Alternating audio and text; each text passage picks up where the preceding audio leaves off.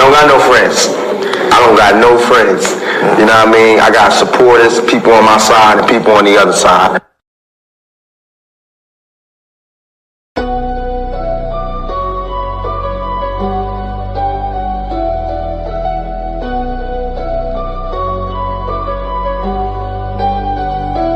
Welcome to the shift where the whole room blows. DMG vibes got the city on go. Stand on what you know, every mind gon' grow. This you flat, I'm with you, let the whole world know.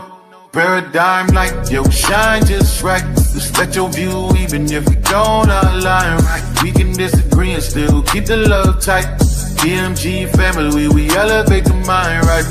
This that channel that be talking back, energy attack. Iron sharp as iron, watch the whole league react. Competition in the building, better tighten up your facts. We ain't clones, but we still mirror how you crack under impact. Every debater work hard, spot a weak, rep fast. You live wrong, paradigm shift, and break your stance. I'm the judge, the jury, the pen, the contrast. My bars hit always like a quadruple. Bond tell the shift, where the whole room blow.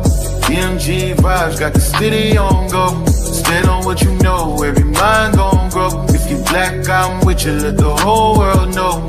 Paradigm light, yeah, we shine just right. Respect your view, even if we don't all align right. We can disagree and still keep the love tight. DMG family, we elevate the mind right. We invite every mind, long as you stand on yours. Walking with respect, leave with open doors. Channel stay lit, views jumping off the boards. STL bounce, yeah, the spy from the source. Competitors, welcome, step up, don't fold. We don't fit pressure, we refine under load. Thoughts heavy, we press them till the truth get told. Shift so clean, it feel platinum even when it's gold. Come through correct, bring your logic and your proof. Speak your truth, just don't run from the truth. We debate with grace, that's the paradigm groove. Flow so smooth, even turbulence move. Welcome to the shift where the whole room go. DMG vibes got the city on go. Stand on what you know, every mind gon' grow. If you black, I'm with you, let the whole world know. Paradigm light, yeah, we shine just right. Respect your view, even if we don't align right. We can disagree and still keep the love tight.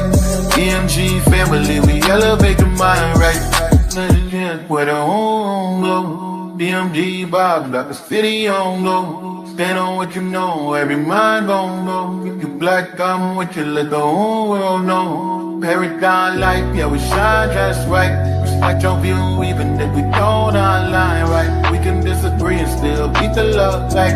DMG family, we elevate the mind right. Welcome to the shift. DMG vibes got the city on go. Welcome to the shift. Stand on what you know, every mind gon' grow. Welcome to the shift. If you black, I'm with you, if you black, I'm with you. Welcome to the shift. We can disagree and still keep the love tight. Welcome to the shift. DMG family, we elevate the mind right. Welcome to the shift. DMG vibe, got the city on low. With paradigm shift, keep it real for.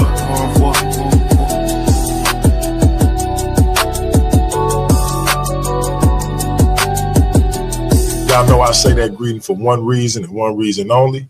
It's because if you black, I'm with you. And I hope that you with me. Hey, welcome to Paradigm Shift TV 314. This is your brother DMG the Poet, aka Brother Pianki. And we are back. But before we get into our spiel, y'all know I got to do my spiel. So let me say God bless to all my Christian brothers and sisters. Hotep to all my Kemetic brothers and sisters. Let me say Assalamu alaikum to all my brothers and sisters in the NOI. Islam to all my Moorish brothers and sisters. Peace to all my brothers and sisters in the nation of gods and earth, them 5%ers. Let me say what's up to all my atheist brothers and sisters. Salute to all my Abo brothers and sisters. I want to say what's up to all my Rasta brothers and sisters. Last and certainly not least, I want to say Jambo to all the rest of my brothers and sisters all throughout the African diaspora, be it here in the wilderness of the United States of America or beyond. Y'all know I say that greeting for one reason and one reason only, is because if you're Black, I'm with you, and I hope that you with me. Our different ideologies should not keep us from uniting. We can have unity without uniformity, and we can disagree without being disrespectfully disagreeable. With that being said, as y'all can see, it's only me and my brother Khalil Shabazz on the screen. My brother Elder Yara had an inconvenience, and we tried to accommodate it where the debate could still happen, but we weren't able to do it. So here, now we have a part 1, and we will have a part 2 with Elder Yara. So we apologize for those who were looking to have this one-on-one clash. Instead, our brother will be presenting his information tonight. Elder Yara will come on and present his information at 12 noon tomorrow. And perhaps they can come together again at a future date on a different topic. So for now, my brother Khalil Shabazz, man, how you feeling? I know things didn't pan out the way we hoped. What's the word? Well, I'm feeling good. You know what I'm saying? I'm just here to represent the Honorable Elijah Muhammad and reintroduce the Black man to what we already know. Okay. So listen, we're going to jump right in and get started. Because family, I heard it's a GOAT, or somebody that I thought was supposed to be a GOAT, that's complaining about taking an L on my platform. And so y'all know what I say, the streets always need a body. So we're going to have to do it again. Whether we do it tonight or we do it tomorrow before Chris and Hemi, I'm going to explain to y'all why every time somebody lose, you're going to get one of these cats that's whining and crying about it because they don't know how to take an L. Now, when you call yourself a GOAT, you shouldn't have to sink to lying on somebody and saying, I lied or I said something that wasn't true, when that ain't the case. Everybody that rock with me know, I let them know, didn't know when I was going to be able to go live again because my mother had a health situation. Never mind hectic schedules, personal lives, and all of that. My mother had a health situation to where she now under my care. What the hell do I got to lie to a nigga on the internet about that for? What are you talking about? My dude, you came to me. I didn't come to you. I didn't seek you out. I don't have to lie to you about nothing, my G. You ain't worth lying to about nothing. So I don't know who you confusing me with. I'm not your fan. I'm not your flunky. Like you got me messed up talking about I got to lie to you. I fear nothing from you. Ain't no reason for me to lie to you.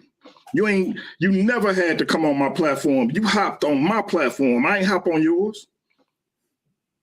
So don't ever get me confused with one of your groupies, my nigga. I'm not that guy. So, but we're going to get down to the bottom of it because I don't know why a grown man think another grown man got to lie to them about their situation. I said it was going to be an exhibition. You wanted it judged, so I got it judged. You took the L. Take it like a man instead of running back, making stuff up because it ain't go the way you thought it was going to go. Everybody telling me Joshua going to flip out if he ever lose. He took his L like a man and kept it pushing. But these so-called GOATs lose and all of a sudden the platform buys. Y'all weirdos. Don't ever think I got to lie to an internet nigga about nothing. You don't mean nothing to me for me to have to lie to you. Get that straight. But we'll deal with that another time. Right now, I'm going to let my brother do his thing. I apologize, bro, but I had to. All good, brother. I don't know what's wrong with these cats. But whenever you're ready to share your screen, man, we can get that started. Okay.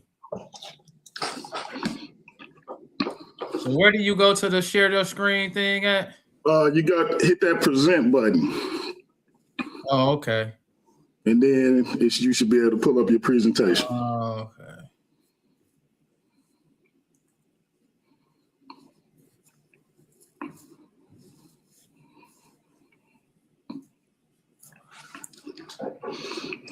Yeah, we got some weird people on the internet, man. It's becoming more and more apparent that these cats is weirdos out here. If it would have, it was what's funny to me. What's always funny to me is, if the debate would have went the way they wanted it to go, they wouldn't have no complaints. Then the platform would have been cool. Everything would have been on the up and up if they would have got it the way they wanted to get it. But when they don't get it the way they want to get it, the platform bias. Yeah. Boy. All right, man. Screen sharing. I'm going to go on. Let me turn my camera off and go on mute. If I can, where's mine? All right, I'm going to go on mute and let you do what you do, bro. Okay. All right, the first thing we want to show is we want to see what does Islam mean? That's what we want to do first. Because we got to know what Islam means by definition to understand, is Islam the black man's religion or not? So in Arabic, the word Islam means submission, surrender, or obedience to the will of God or Allah. We have Jesus was a Muslim, because most times people want to start Islam with Prophet Muhammad. So by definition, when we look in the Bible, we'll see that Jesus was also a Muslim. We go to John 6:38. It says, "For I come down from heaven, not to do my own will, but the will of him that sent me." So we see that Jesus has a will and Allah has a will. So Jesus wants to submit to Allah's will and not his own. That's a Muslim by definition. Then we can go on even further than that. It says, "For whosoever shall do the will of God, the same is my brother and my sister and my mother." Once again, by definition, he's talking about the will of Allah. And he's letting it be known that the only people who are his brother, or the same people who submit to Allah's will, those are the people who are his brother, his sister, and his mother. Then we can go on to Matthew 7:21. He says, "Not everyone that saith unto me, Lord, Lord, shall enter the kingdom of heaven, but he that doeth the will of my Father which is in heaven." Once again, he's explaining to the people that you don't get into the kingdom of heaven just talking about you an Israelite, or just talking about the covenant is with Isaac. He's letting it be known that what you do is you must be a person who submits to the will of Allah. That's what gets you into the kingdom of heaven, and that's a Muslim. So we want to go to the Holy Quran, because the Honorable Elijah Muhammad taught us that the Holy Quran verifies the truth of the Bible. Verified means make sure or demonstrate that something is true, accurate, or justified, because we believe that the Bible has been tampered with and must be reinterpreted. So the Holy Quran, chapter 3, verse 50 through 52 says, "Surely Allah is my Lord and your Lord, so serve him." But when Jesus perceived disbelief on their part, he said, "Who will be my helper in Allah's way?" The disciples said, "We are Allah's helpers. We believe in Allah and bear thy witness that we are submitting ones. Our Lord, we believe in that which thou hast revealed, and we follow the messenger. So write us down with those who bear witness." So that's showing you from Bible and Holy Quran, by definition, Jesus was a Muslim. All the prophets was Muslims. All of the Islam is entire submission to the will of Allah. And we see that Jesus and all the prophets submitted their will to do the will of Allah, and by definition, that is a Muslim. Now, that was the introduction. Now we're going to get into the main topic or the main parts. Now we want to know Islam, the nature of the black man. Now we getting into the teachings of the Honorable Elijah Muhammad. It's Holy Quran, chapter 30, verse 30. It says, so set thy face for religion, being upright. The nature made by Allah, in which he has created men. There is no altering Allah's creation. That is the right religion, but most people know not. Now, the key to this verse is the nature made by Allah in which he has created men. That's very important for us to know the difference between a created man and a made man. So Allah is telling us in this verse that this created man has the nature of Islam, because it says, set thy face for religion, being upright, the nature made by Allah in which he has created men. There is no altering Allah's creation. Another good point. You can't alter what Allah has created. Allah created the original man with the nature to submit to his will. There is no altering that. No matter what you do to the black man by nature submits to the will of Allah. Then we could go to the footnote. It says Islam, according to this verse, is the natural religion of man, or a religion to the truth of which human nature bears testimony. Then it goes on to say, there is a saying of the Holy Prophet to the same effect. Every child that is born conforms to the true religion, literally human nature. Then his parents make him a Jew or a Christian. So the footnote is bearing witness that Muslims believe that Islam is the nature of humans. So we in the Nation of Islam go a step further, because Allah came and raised a messenger for us.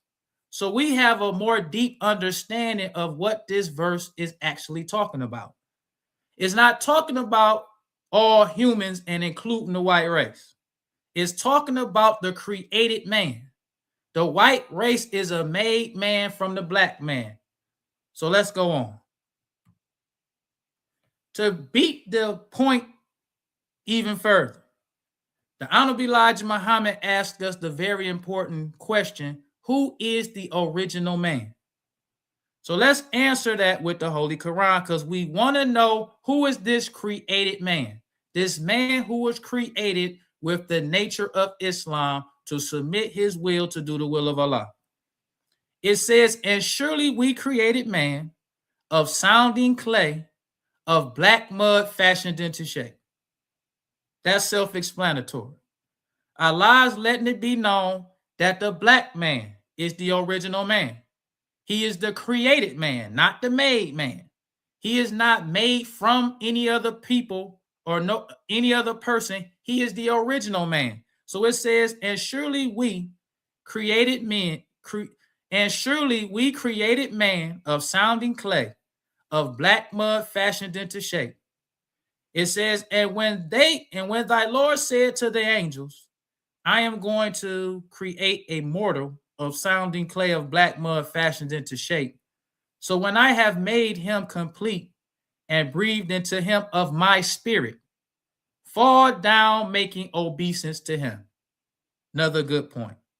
Because the Israelites and all the rest of these jealous fakes, they continue to want to make Islam an Arab religion. But when we go to the Holy Quran, Allah is telling us that he made the created man is a black man. And he's saying that he breathed into this black man his spirit. And that he says, so when I have made him complete and breathed into him of my spirit, fall down making obeisance to him. This is what he's telling the angels to do. So obeisance means differential respect. This is how Allah created the original man. Now let's go on even further than that. Now we can go even further in the Holy Quran about the original man. It says, so the angels made obeisance, all of them together, but Iblis did it not. The Honorable Elijah Muhammad taught us that Iblis represents the white race. All of the angels bowed down in submission or in obeisance to the black man, but Iblis did it not. And this is talking about the white race. It says he refused to be with those who made obeisance. He said, O Iblis, what is the reason that thou art not with those who make obeisance? He said, I am not going to make obeisance to a mortal whom thou hast created of sounding clay of black mud fashioned into shape. He said, then go forth, for surely thou art driven away. And it says, and surely on thee is a curse till the day of judgment. So the Honorable Elijah Muhammad, in the January 18th, 1958 Pittsburgh Carrier, he says, I'm trying to see it. It's kind of low. I am not such that I should make obeisance to a mortal whom thou hast created of the essence of black mud fashioned into shape. Holy Quran, chapter 13 or chapter 15, verse 29 and 33. He says the white race will not accept the black man as their equal. What we really are to learn from the above verses of the Holy Quran is just who are the proud rejectors of the ones whom Allah God created from black mud fashioned into shape. The Adamic race, the white race, was created from the black man. It is now being universally known from the presence of Allah, which was revealed to us of the history of the white race, which I say my followers are now preaching to us, the world of our kind.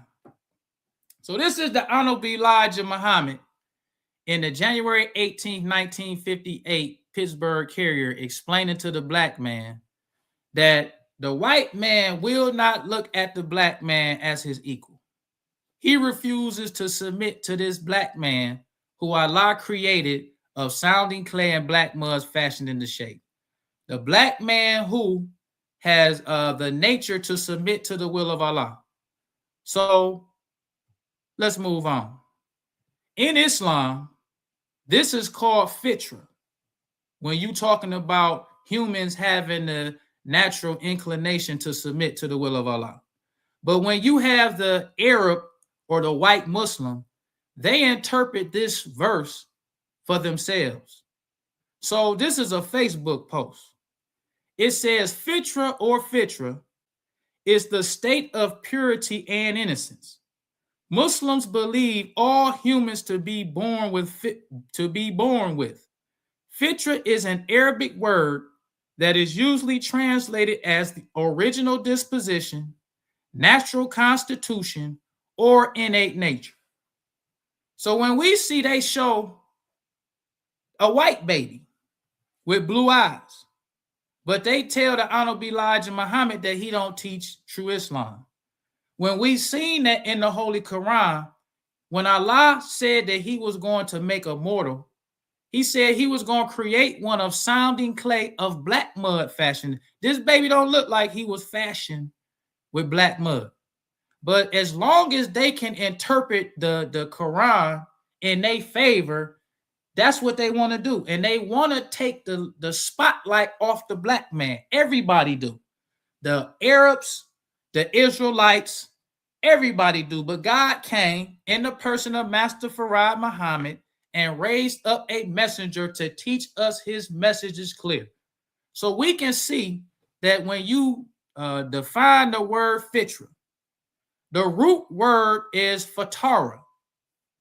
And fatara is the verb root, meaning to create, to invent, or to bring into existence for the first time, signifying the initial act of creation.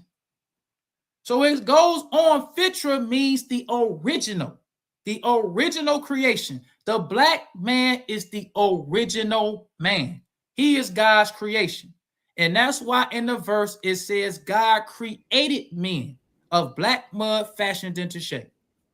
Now let's go on even further. Yes, sir. Real quick, bro. Two things I want to make sure everybody know. Elder Yara had a scheduling situation. We was gonna try to do the debate tomorrow, but tomorrow is Sunday. Our brother Khalil would not have been available. We would have tried to do it next Saturday, but the brother Khalil wanted to stick to the schedule we had already made, which was 100% his right to do. So he decided to come on and give his presentation. Elder Yara will come on tomorrow and give his presentation at noon, 12 noon Central Time, right here, Paradigm Shift TV, 314, Worldview Wars Debate League. And so that's why this is part one. Elder Yara section will be part two. Brother Khalil, do you want to open it up for questions when you get done with your presentation? Yeah, I'm down with that. All right. So, family, if you got questions for the brother, continue to tune in. We'll open it up once the brother get done with his presentation. It's back on you, bro. Okay. So now we see once again the Honorable Elijah Muhammad, May 16th, 1969, Muhammad speaks. It says, Islam, the nature made by Allah in which he has created me.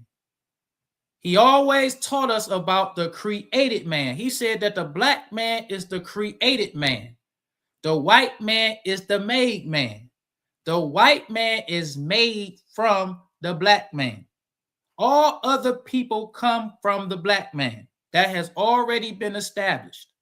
So the Honorable Elijah Muhammad let us know, Allah's messenger, let us know that Islam, the nature made by Allah, in which he has created men. He says Allah calls us back to that which by nature we are, the nature in which we were created, and not to a self-made organized religion. To submit to the Creator, obey him, and do his will that we may be successful. Islam is the very nature of the black man and not a religion. Accept it and live, reject it and die. Now let's go on even further than that. Now this would have been my second round. So we completed the first round, and this one is my second round. And I want to start the second round off with God in person. Because when all of these fakes talk about Islam being the black man's religion, they never talk about our present condition, us being in America. They always talk about the Arabs. They don't talk about the black man in America. If we want to see if Islam is the black man's religion, we got to talk about what has Islam done for the black man. We don't need to talk about 1400 years ago what Arabs did to the black man. What has Islam done for the black man? So we got to start with God in person, Master Farad Muhammad, who came July 4th, 1930 to the black man. He didn't come to the white man. He didn't come to the Arabs. Allah came to the black man in America. And Allah raised up for us a messenger, the Honorable Elijah Muhammad, who is the messenger of Allah. He taught us Islam from 1931 to 1975, the black man, teaching us our true religion and our nature. This was the Honorable Elijah Muhammad. Now let's go to the August 70, 1970 Ebony magazine, because this was when all of these groups started to copy and steal the teachings of the message. So the Ebony magazine title was called Which Way for Black America, because everybody was trying to pull the black man to their direction. So it says separation, integration, liberation. So then we have what they said about the Honorable Elijah Muhammad. It says, there is nothing fatalistic about Muhammad's brand of Islam when it comes to getting things done. Putting his money where his mouth is, the messenger has masterminded the acquisition of a multi-million-dollar nationwide business and farming complex at a dizzying clip that has seasoned businessmen and economists in wide-eyed disbelief. That's where we want to start. Because this brother up here is in wide-eyed disbelief. That's an example of what wide-eyed disbelief means. Because the Honorable Elijah Muhammad, God's last and greatest messenger, what he was able to do with the black man, had seasoned businessmen and economists in wide-eyed disbelief. Like, how can this black man take these black people from the mud, the uneducated, the people who ain't desired, nobody wants them, the jailbirds, and build this multi-million-dollar nationwide business and farming complex? How could he do it? But then the same fakes like ISUPK, IUIC. If we was to take these two groups and put them together, both of them combined don't own a smokehouse for the black man. But yet they will ask us, is Islam the black man's religion? When you see what the Honorable Elijah Muhammad was able to do, God's last and greatest messenger, with the black man to build a successful businesses, doing for self, all the things that we say we need to do today, he was able to do that. And it has seasoned businessmen and economists in wide-eyed disbelief. Already the Muslims' modern farming operations in Michigan, Georgia, and Alabama, comprising some 4,200 acres of land, boast a dairy, chicken breeding, and egg laying plants, more than 700 head of cattle, and more than 600 head of sheep, giant storage silos, a sawmill, apple orchards, a modern cannery, and a vast tract of crop producing and grazing land. Even setbacks, such as the recent mysterious poisoning and shooting of 68 heads of Muslim-owned cattle on their 1,000-acre St. Clair County, Alabama farm, have failed to curb Muhammad's zeal for acquiring more land. Following a vicious Ku Klux Klan harassment campaign, the incident has only hardened the messenger's resolve to build a separate black state where we can live in peace. Because today, they say the messenger was working with the Klan. The chief hypocrite Malcolm Little, when he rebelled against the messenger and turned hypocrite, he was the one talking about H.L. Hunt was financing the messenger, and the Ku Klux Klan was trying to give him land so that they could make his program of separation seem more feasible. But when you look at the history in 1975 years after the chief hypocrite Malcolm Little was assassinated, they saying that the Klan was harassing the Muslims in the South, poisoning cattle, destroying, it says shooting 63 head of Muslim-owned cattle. So this is the Honorable Elijah Muhammad. Through all the odds, God's last and greatest messenger was able to build a nation with the deaf, dumb, and blind. And now we ask, is Islam the black man's religion?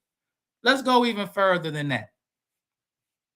The article goes on to say, it says there are still many young black militants who have chosen Brother Malcolm as their idol, are plagued by doubts about the Muslims' role in their martyr's death. But most of the suspicion and innuendos have subsided, and black Muslim popularity among the youth is again on the rise. Another important point.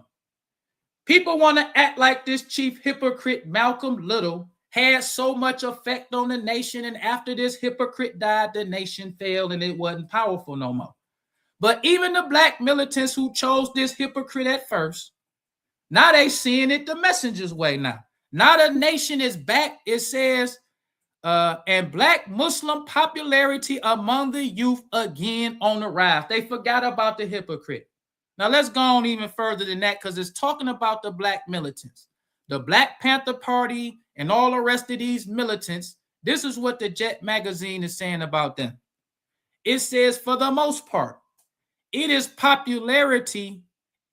a popularity based on young black militants' sneaking suspicion that they did not invent the word black after all, and that as a matter of fact, they are just beginning to catch up with what the frail little patriarch has been teaching and preaching for the last 30 years. Another good point. Because they want to overshadow the Honorable Elijah Muhammad when they be talking about is Islam the black man's religion, and praise the Panthers for they free breakfast program. They did all this for the black community. But during the time of the messenger, it's saying, let's read it again. For the most part, it is a popularity based on young black militants' sneaking suspicion that they did not invent the word black after all, and that as a matter of fact, they're just beginning to catch up with what the frail little patriarch has been teaching and preaching for the last 30 years. We could say that to ISUPK. We could say that to Israel United, all these Israelites who asking us is y'all just not catching up to what we've been doing since the 30s. You just catching up. But now you trying to act like you the ones who teaching it and you the ones who doing it. But the Honorable Elijah Muhammad, even in the 70s, when black people just start catching up, the the Ebony magazine is letting them know you black militants just kept catching up with what he's been teaching for 30 years. It says they cannot escape the realization that long before most of them were born, the messenger taught the so-called American Negro to begin thinking and acting black, to study his black past and culture, and to put an end to his cringing, abortive efforts at aping the white man in order to receive the latter's approval for integration seal. Black youth of today admire the messenger for his fearless verbal attacks on racist white America, for the immense pride in blackness which he instills in his followers, and because he speaks their language, or rather, because they are beginning to speak his. Now let's go on even further than that. Now we want to go to a black sociologist. He wrote an article on the messenger in the December 22nd, 1968 summer Sunday News. Because we want to know, is Islam the black man's religion? This is a sociologist named Lewis H. Myers. It says, important black people in American history, Elijah Muhammad. He says, to date, the Muslims have been an asset to America, as no other black organization has before. Good point. Because these Israelites and the rest of these jealous fakes ain't going to talk about Elijah Muhammad like that today. But when you look at the sociologists, the the businessmen, and the economists who saw his work, they could see that what he was doing was changing the black man, whether he was in the nation or not. But we're not going to say that today. We're going to ask, is Islam the black man's religion? While ISUPK, IUIC, and the rest of these Israelites take what the Nation of Islam been doing and been successful at doing it and adding it to Judaism. But when we look at this brother named Lewis H. Myers, he said to date, so this was in 1968, to date, the Muslims have been an asset to America, as no other black organization has before. They have given structure and meaning to black Americans. We ain't gonna say that today. That's what the Honorable Elijah Muhammad and when we talk about black, we're not gonna say the Honorable Elijah Muhammad taught us to love black and have pride in black. We're not gonna say that. When we talk about how to eat to live and everybody on this 1 meal a day and we fasting and all that, we ain't gonna say that the Honorable Elijah Muhammad taught that. That's Islam that he taught us. We're gonna take Islam, those things that the Honorable Elijah Muhammad taught that gave us structure and meaning and added to our false beliefs. Then turn around and ask us, is Islam the black man's religion? So it says they have given structure and meaning to Black Americans. They have restored the Black woman to her place of dignity and respect while restoring to the Black man his traditional responsibilities as head of the family. Now let's go on even further. We don't want to stop there.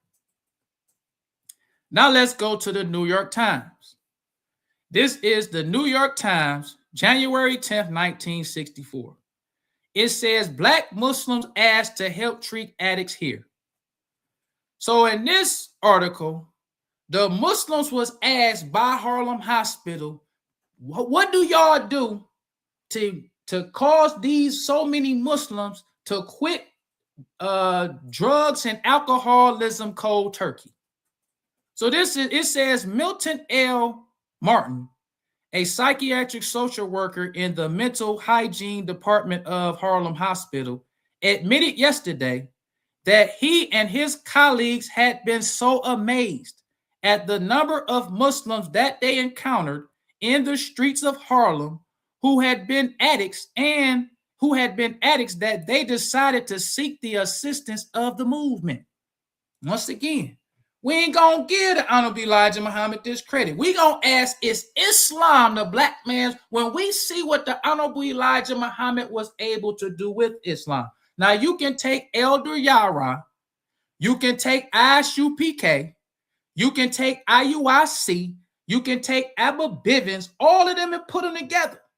They have not accomplished nothing compared to what the messenger has accomplished. But yet, they want to ask us, Islam an Arab religion? So show us your religion.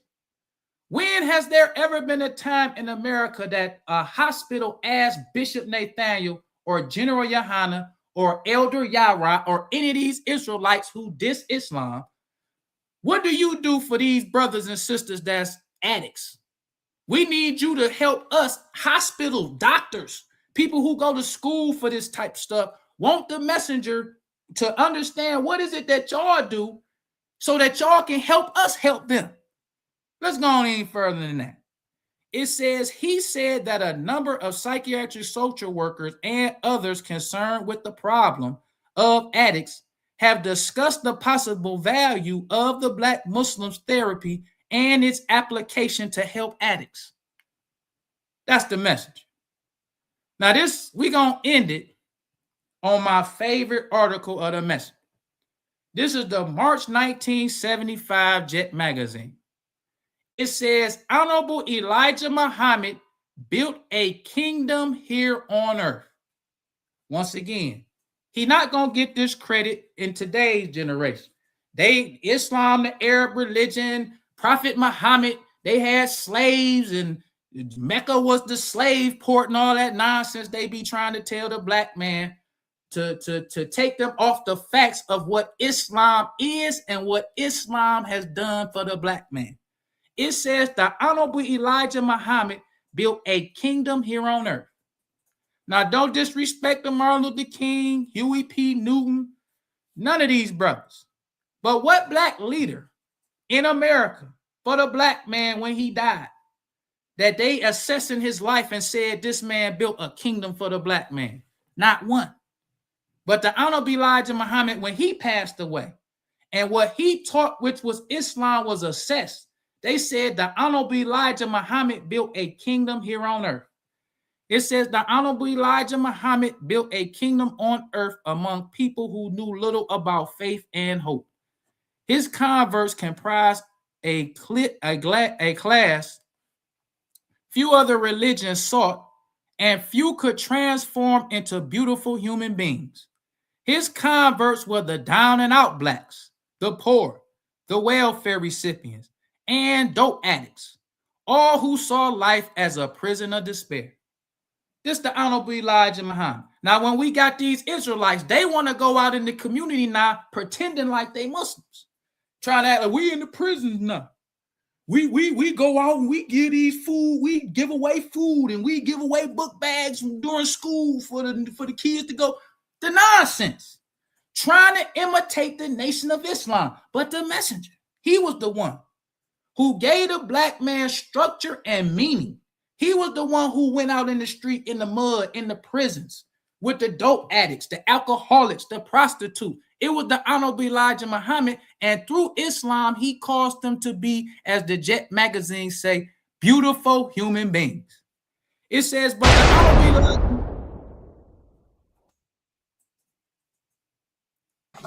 I was just dropping for you, bro. Okay.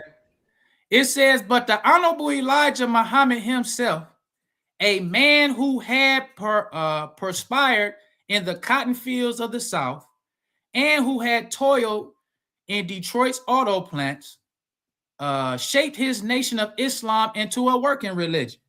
For his multitude who believed in him and his word, he promised results, not only a salvation of the mind and body, but also a kingdom of thriving businesses. And there grew a nationwide string of restaurants, supermarkets, banks, a national newspaper, and schools for the children whom many in this country had believed were unable to learn. All this, so what if Islam ain't the black, but what's our religion? That's the question. If Islam, the Honorable Elijah Muhammad can do all this with Islam, these fake jealous Israelites talking about Islam is garbage. They coming with the Most High talk. What the Most High done done for the black man? We still waiting on Master Farad Muhammad that came, taught his messenger. His messenger been gone now for 50 years. We still looking around like, oh, it's the Most High. He the one. So what has he done? Master Farad Muhammad came, raised the messenger, and showed us results. Then his messenger died. So now Master Farad Muhammad looking at all these Most High spook worshipers. Show me what you can do. The playing field is wide open for all the spook worshipers who believe in Yahweh and the Most High. Let's see what you can do with the black man. Let's see who will recognize you as building a kingdom for the black man. Let's see what you can do. But the Most High spook, just like the white Jesus spook, done failed the black man. Now let's go on even further than that. It says the Honorable Elijah Muhammad did not dine with presidents or governors. For much of his life, he and his religion were ignored as just another cult. The messenger of Allah's world concerned his own black people and their destiny. He started from storefronts and built a kingdom of service worth more than 80 million. But this accomplishment was only a part of his message that oppressed people in America can multiply in richness and spiritual goodness if only they believed in themselves. The Honorable Elijah Muhammad is gone, but the many symbols of hope in our slums remain as is in the slums. He going to the slums building restaurants, supermarkets, in the slums, but Islam ain't our religion. The spook Most High Yahweh stuff, that's our religion. So, brother, that concludes my All right. Listen, man. The brother simply saying the Honorable Elijah Muhammad work speaks for itself. He cleaned up black men and women undeniably, changed the course of their life. And I've told y'all, even as a Christian, I had an uncle, may he rest in peace. For those who remember my cousin Shabaka, who come on the show, his father, my mother's brother, lifelong drug addict and alcoholic. He tried it my way. He tried it the Christian way. He couldn't kick the habit. He went to the mosque down on West Florissant, right here in St. Louis, and just outside of Ferguson, and changed his life for the better. So for me, it's one of those things where I can't speak for what happened once he made his transition and where he ultimately ended up on an afterlife tip. But I can say that for the rest of his life here, he was a changed man and was committed to that change and made positive moves in his life with regards to rectifying relationships with his kids, being faithful to his wife, and things of that nature. And it was because of his resolve in the nation. So, I mean, I can disagree with it from a spiritual sense all I want, but I can't argue with those results. And that's just a personal thing of mine. I remember when he first got in, he was inviting me to the temple every Sunday. And eventually I was like, I literally ran into somebody, the person who kind of introduced him to it. I ran into him on one of my routes. He was like, hey, ain't you the brother, nephew? You need to come on down. And so I surprised him. And I'm glad I was able to do that and spend that time with him. So my question is always, if it get positive results, why do we critique it as hard as we do if people actually change their lives for the better, at least while they were here on this earthly plane? We're going to put the link in the chat, brother. Any comments on anything you see in the chat or anything on that tip? I like the presentation, man. I think it would have been a hell of a debate. This was an awesome presentation, man. So I appreciate you coming on and doing it. So all I want to say is, if anybody who feels like Islam is not, because it is easy for all these jealous Israelites, all these other people who trying to compete with the Nation of Islam, to say Islam is not the black man's religion, and then talk about Arabs and what Arabs done to the black man. But if you saying Islam is not the black man's religion, show us in America what is the black man's religion, plus looking at the history of the Nation of Islam, even after the death of the messenger. When you look at the Nation of, and the Nation of Islam today is nothing compared to what it was under the messenger. We still run circles around IUIC and ISUPK. When you just look at a Muslim's appearance, I don't care what Nation of Islam you in, you know, if you a Muslim, you gotta be clean. That's what you gotta be. Israelite ain't gotta be clean. Them brothers look savage. You know what I'm saying? Brothers be all overweight. Let's just keep it real. They don't have to be clean. Look at them brothers in IUIC and ISUPK. And then they telling us that Islam is garbage. I don't know what group Elder Yara in. But when you just look at any Muslim, look at his appearance. He know if he, even if he trying to be fake. Because you got a lot of Elder Yara has his own group. It's called the New Torah Movement. But I will. Let me ask you this, bro.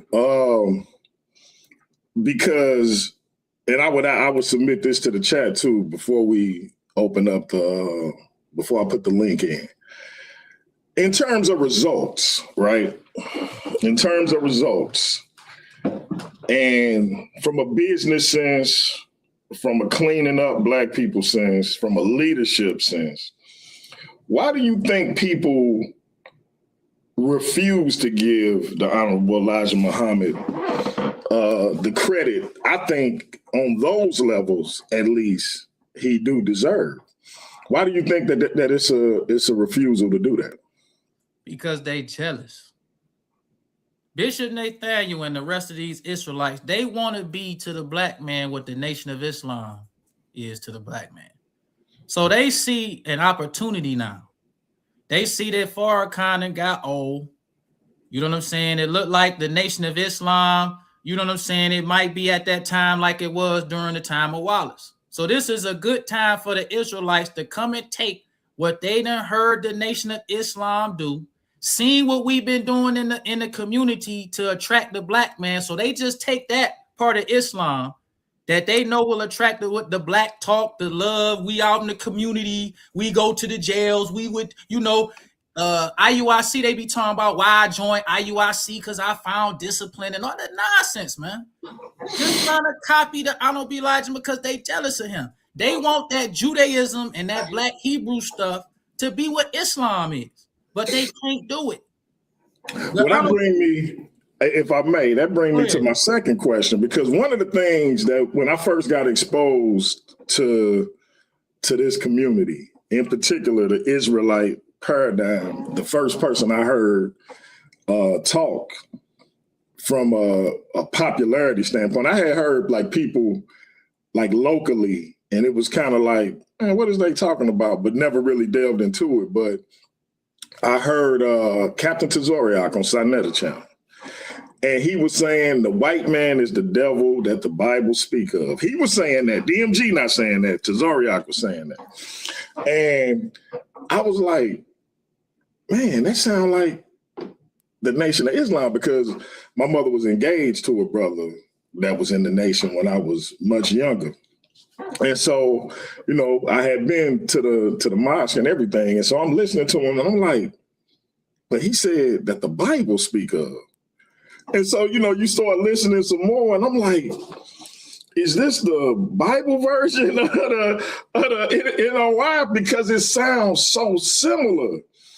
And I started saying, I was like, man, so General Yohanan is like the Bible version of Elijah Muhammad, and I guess Tazoriak is Malcolm X. And that's the parody I would try, or the comparison, or Farrakhan and Khalil Muhammad. I was confused as I was becoming more exposed to it, because it sounds so much like what I would hear from the Nation. Then when I got more familiar with it, seeing that it was kind of his own thing, to me it's kind of clear that they took a lot from the Nation. When you first start hearing these brothers speak, what was you thinking? Because I know you had to be like, they trying to sound like us. At first, when I first heard IUIC, I'm gonna be real. I just not start, like, after I came in contact with Tazariak, that's when I started looking at ISUPK. But for a long time, I didn't know nothing about ISUPK. I heard IUIC, and at first I'm looking at, I'm in disbelief, like how disrespectful they are. You know what I'm saying? Because never in the history of the nation have we been disrespectful. We don't disrespect women. They be disrespect. They find the worst in black women and just constantly show that all the time. You know what I'm saying? They go out in the community and with what they know and try to harass brothers who they. I done been trying to debate IUIC for years. They'll come up with any excuse why they don't want to debate me, but these people on TikTok, they'll respond to them. They'll go out in the community with a brother who don't know what he's talking about. They beat him all up, put his face on the video. They came at a good time. You know what I'm saying? They see that the Nation, they feel like it looked like it's back during the time of Wallace, where the Nation was in array. You know what I'm saying? Suffering a setback. They see that now they coming out trying to, you know what I'm saying, be the Jewish Nation of Islam. That's what I call it. That's it. Bro, when I first started engaging, that was what I thought. I don't necessarily believe that now, because I am friends with Captain. I really want to put you in Captain K.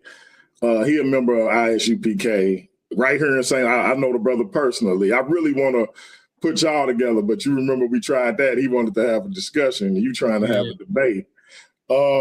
Once we figure out what the next step is with you and Elder Yara, I'm gonna see if I can get you and Cap. I'm gonna revisit that thing with you and Cap. All right, before I put the link in the chat, my sister Michelle Turner asked, she said, y'all don't follow Farrakhan. Do y'all believe he is a hypocrite as well? Well, actually, he said it himself.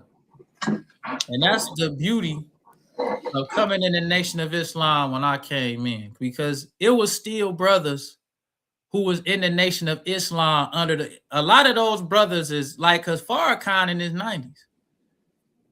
Back when I came, it was still a lot of brothers who was actually in the Nation of Islam, actually laborers, captains, lieutenants, and ministers. They used to tell us the scoop on Farrakhan, and we did, because I grew up like everybody. I used to love Farrakhan in the 80s and 90s, used to listen to him. I ain't know nothing about what a hypocrite was.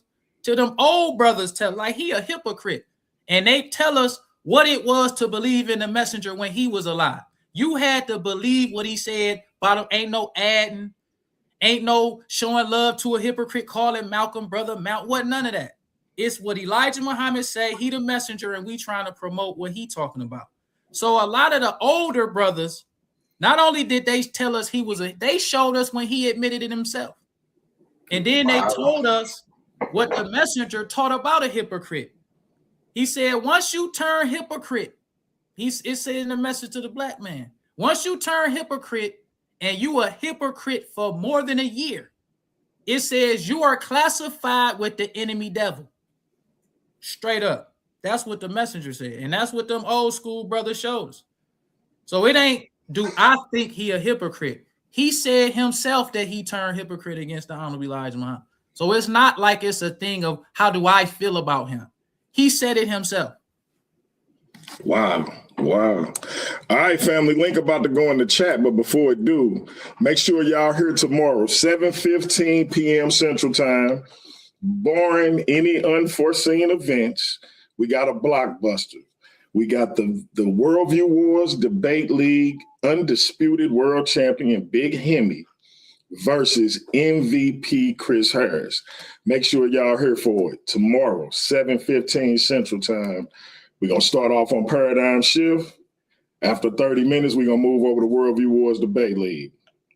Shots fired! Shots fired!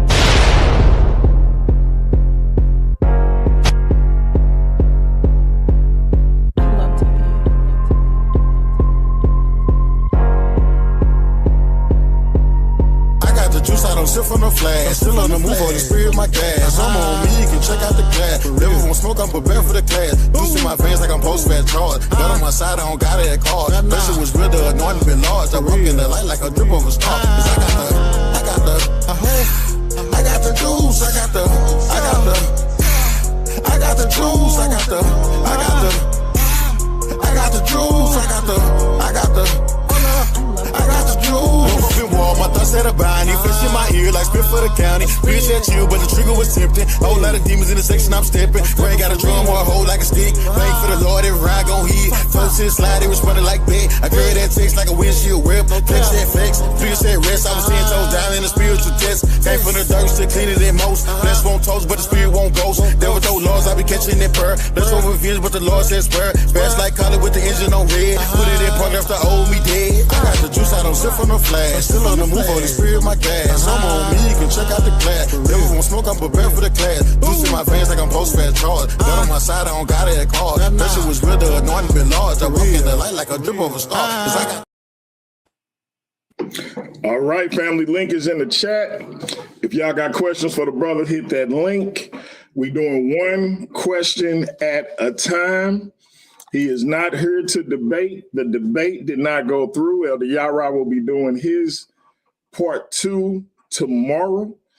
So if you got a question for the brother, you ask your question, the brother gonna answer it, and we'll get you out of here. Excuse me. My man, Jose Francis, what's up, brother? Good night. Good night, DMG. Good night, my brother. Yes, sir. Now, I love you and I respect you, but I have to disagree that Islam is the black man's religion. I love all the good things about the nation of Islam. But if history says they invaded, then that means they were not there. They're not indigenous. It was not an indigenous philosophy.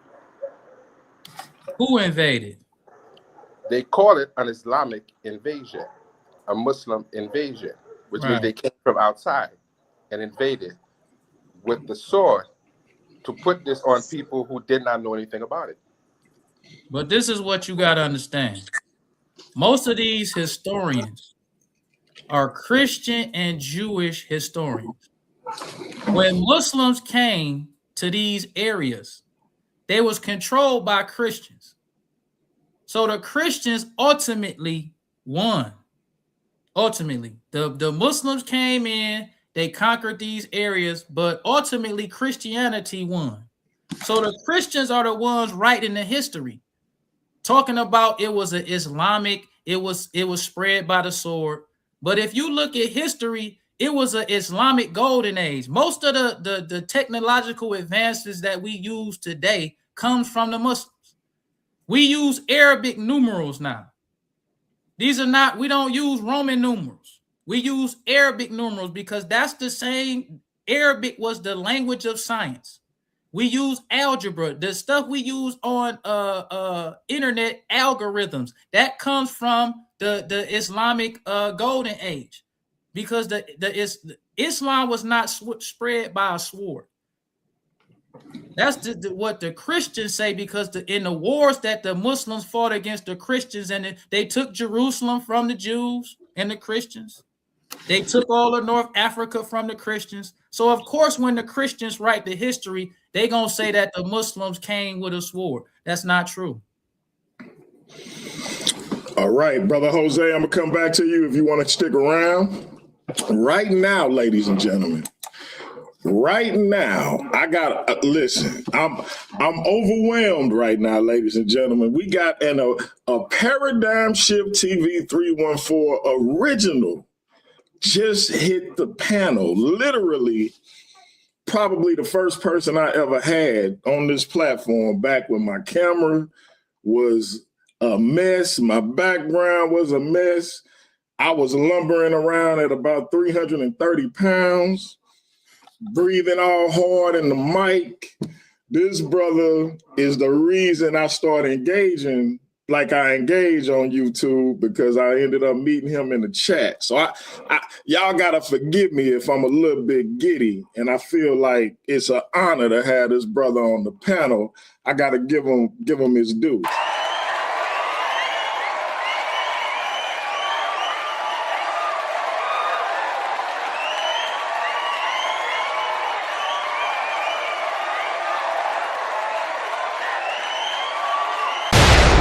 And only the conscious Christian, Jerome Green. What's up, my brother? What's up, man? I know it's been a minute since I actually been on the panel. For sure. You know, and peace to the panel. You know, I know Brother Khalil, because we've had a few conversations over the course of maybe like a year or so. So we familiar with each other. Okay. Yeah. You got a question or a comment for the brother? Nah. I actually got it's a fair, well, I want to say peace to the chat, since I didn't shout them out, but I have a fairly simple question for Khalil. Now, I know that in your presentation, you talked about how Elijah Muhammad was advocating for a separate state for Black people. Mm-hmm. So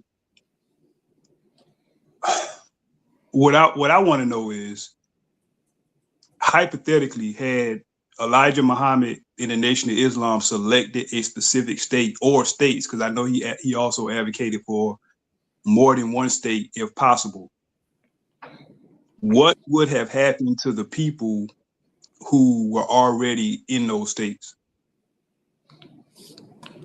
When the Honorable Elijah Muhammad asked America for these states, that wasn't for him to worry about. He said that the white man is obligated to provide for us what we need to produce us a separate state, either here or elsewhere. That's their job. So they the ones who worrying about who live where, how we gonna get them out, because he said that our forced labor for 400 years justifies us. It's up to them to figure out. It ain't up to Elijah Muhammad to be figuring out what about these people. No, we did our part. We was forced to work here for free for 400 years. So because of that forced labor, that we did for free, the white man is obligated to provide for us this separate territory. They obligated to do that. So all of the headache work is on them. It ain't on the Honorable Elijah Muhammad.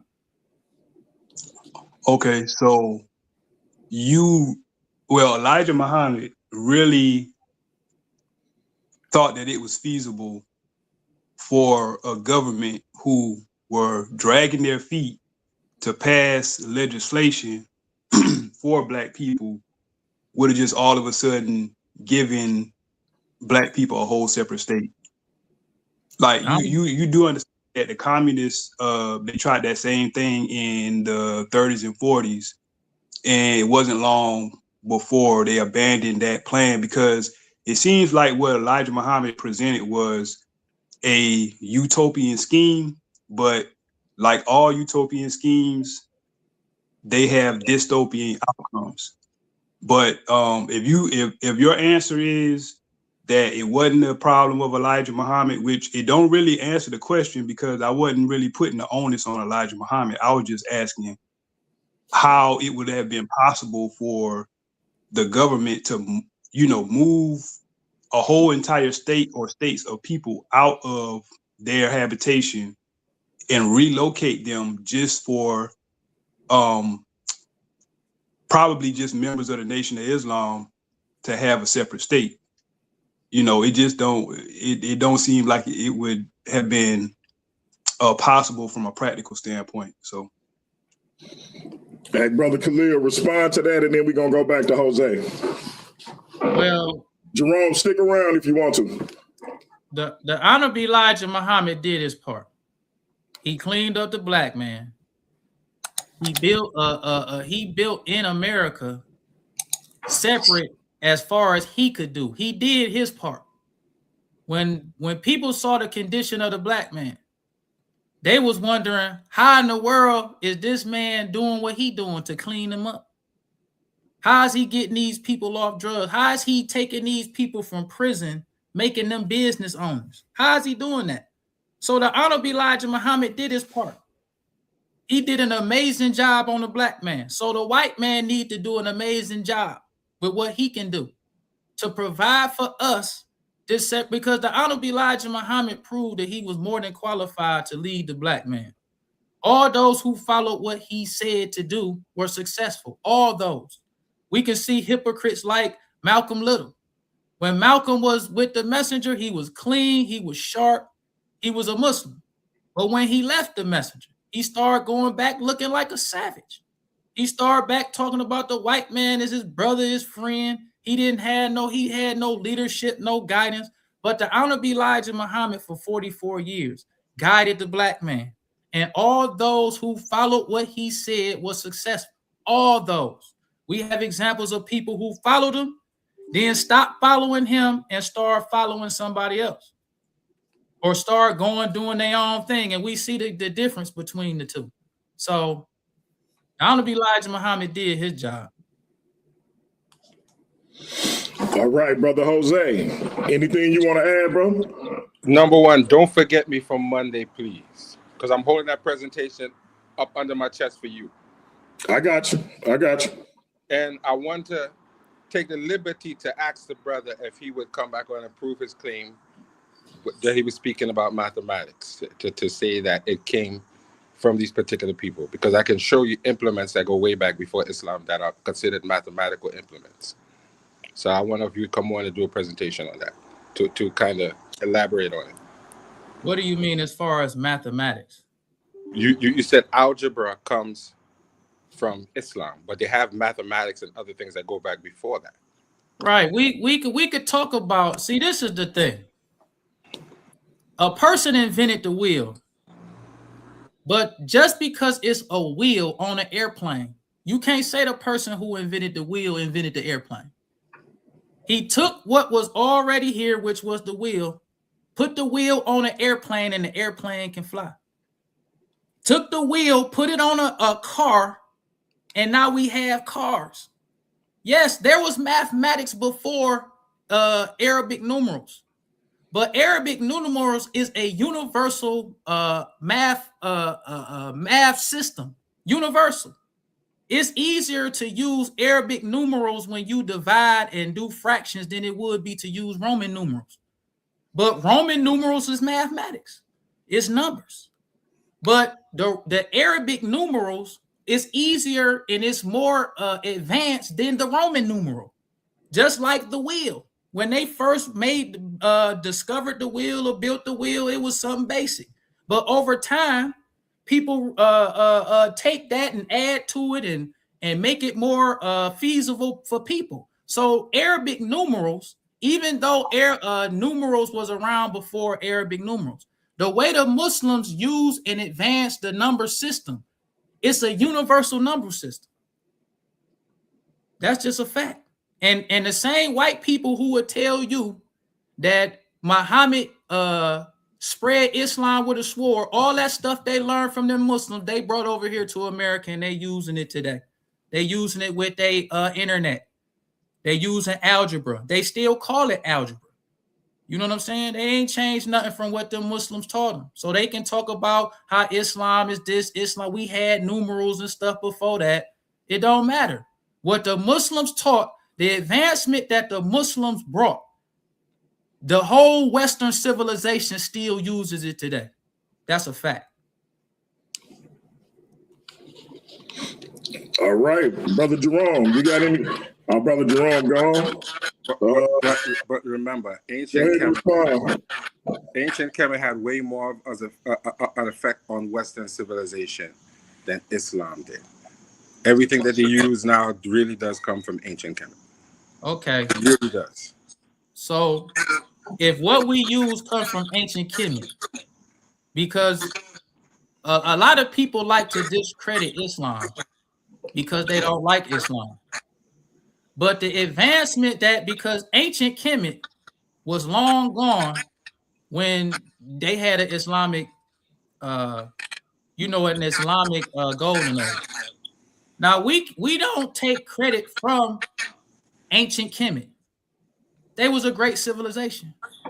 But as time goes on, things advance, people change, the needs of the people change. So at the time of the Islamic golden age, the needs of the people at that time was advanced by Islam. It wasn't advanced by Kemet. Just like I said once again with the wheel. Just because there's a wheel on an airplane, a wheel on a car, the person who invented the wheel can't say, well, they still know. The needs of the peoples change, the technology changed, people have new ideas.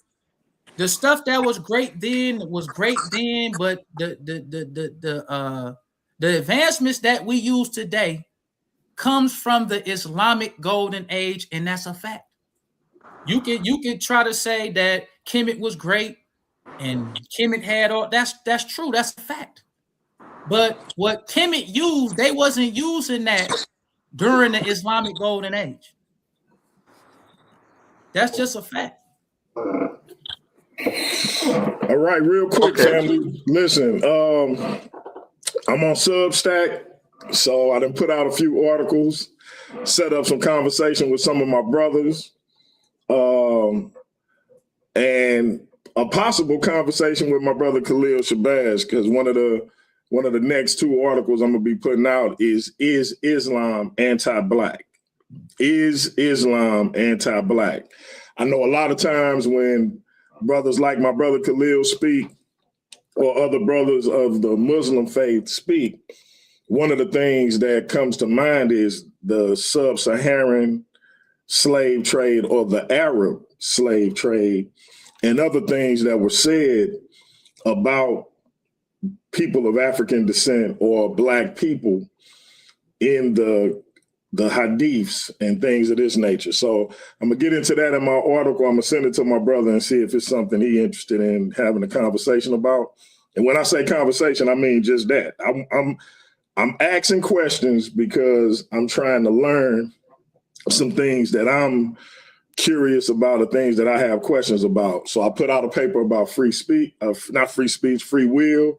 Me and my brother Hemi gonna talk about that. I put out a article about whether the serpent in the garden was actually Satan. That's something me and my brother Jerome Green used to talk about back in the day, and me and my brother Cannon gonna actually tackle that topic. I'm thinking about calling the series the re-education of DMG or something to that effect. But it's basically me getting with brothers whose knowledge and information I trust, and I think that they can answer some of the questions I got. I think my brother Khalil can answer some of those questions I have about Islam. I might have my man Jose on to talk about some things as it pertains to ancient Kemet. But I just wanted to give y'all that plug for the Substack. Go on there, find me, DMG the Poet, and check out some of the things I've been writing. Y'all continue y'all conversation. It's two requests I want to make about the articles, DMG. I would like to see you put one out about the Trinity that we talked about, and one about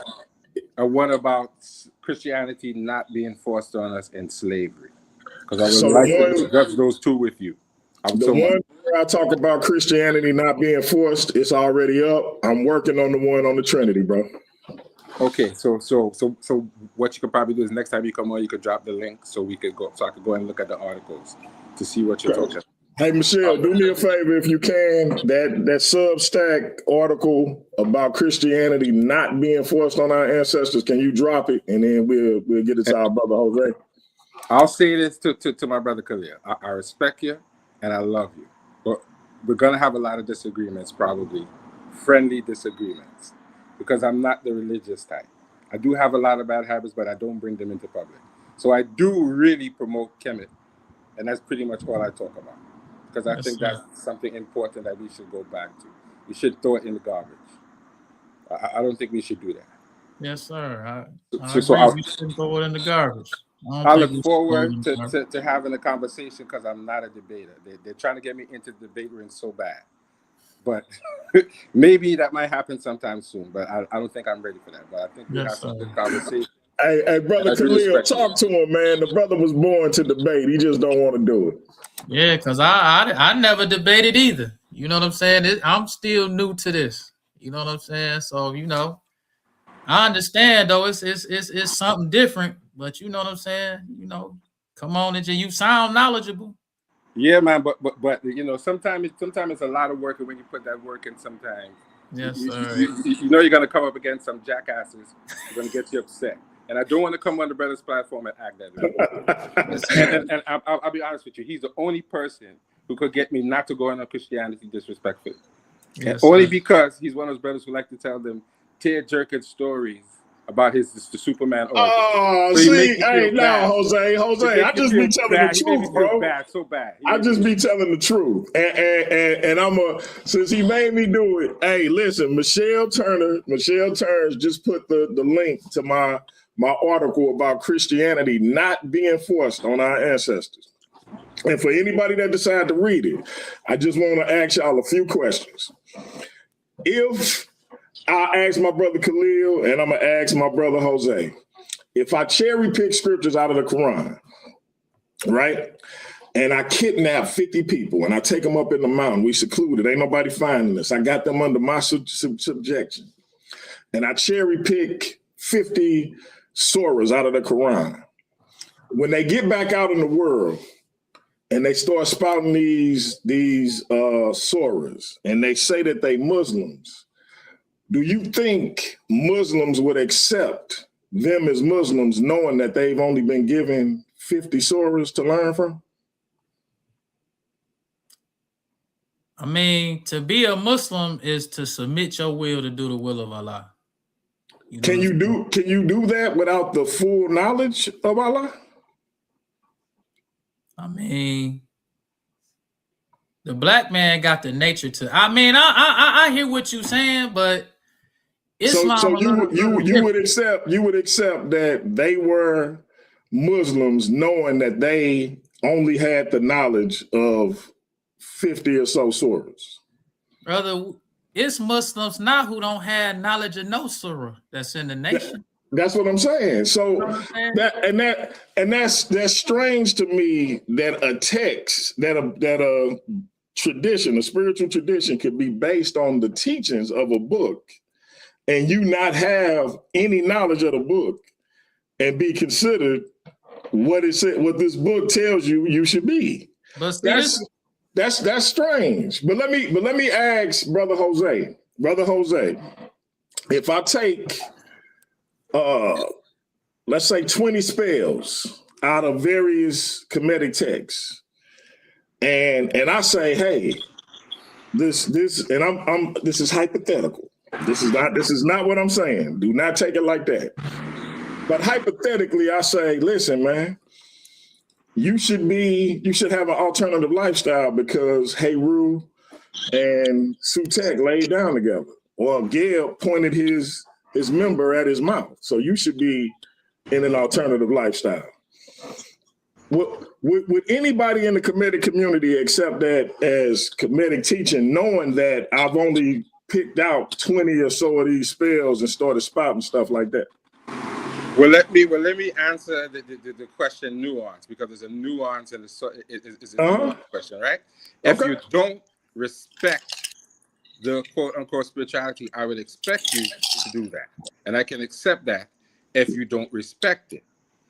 But anyone who says that they respect it, they cannot do that. So if I'm not a Christian, even though I'm wrong, I could cherry pick the Bible all day long because it's not my thing. I could cherry pick Quran all day long. Whether it's right or wrong, I'm allowed to do that as a quote unquote heathen or non-believer. But I'm as a believer, to do that, but it's not. As a believer, you wouldn't be able to do that. And so that brings me to the ultimate question.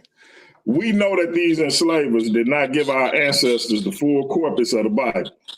We know this. They had slave Bibles. They had incomplete teachings. They withheld certain scriptures. So why do we allow people to say they taught them Christianity? The other part of that is, real quick, if the enslaver himself does not stand on Christian principles. What's a Christian principle, DMG? What did Jesus, the Christ, say? Do unto others as you would have them do unto you. If they're not standing on those Christian principles, why do we even call them Christians? So it's two problems. We say that they taught Christianity when they didn't teach the full corpus of the book. We say that they Christians when they didn't stand on Christian principles, right? So that's the only belief where we let behavior like this get off. The other thing is, we know for a fact that our ancestors did not choose to be Christians until they themselves got the full corpus of the text and made up their minds on how they were going to go forward in it. They, by their own admission in slave narratives, they literally make fun of the enslaver, calling themselves Christian and thinking that they telling them what to do and how to be. But when they got the book themselves, they snuck out in the woods under the cover of night at risk of life and limb to have their own church services and get their own understanding.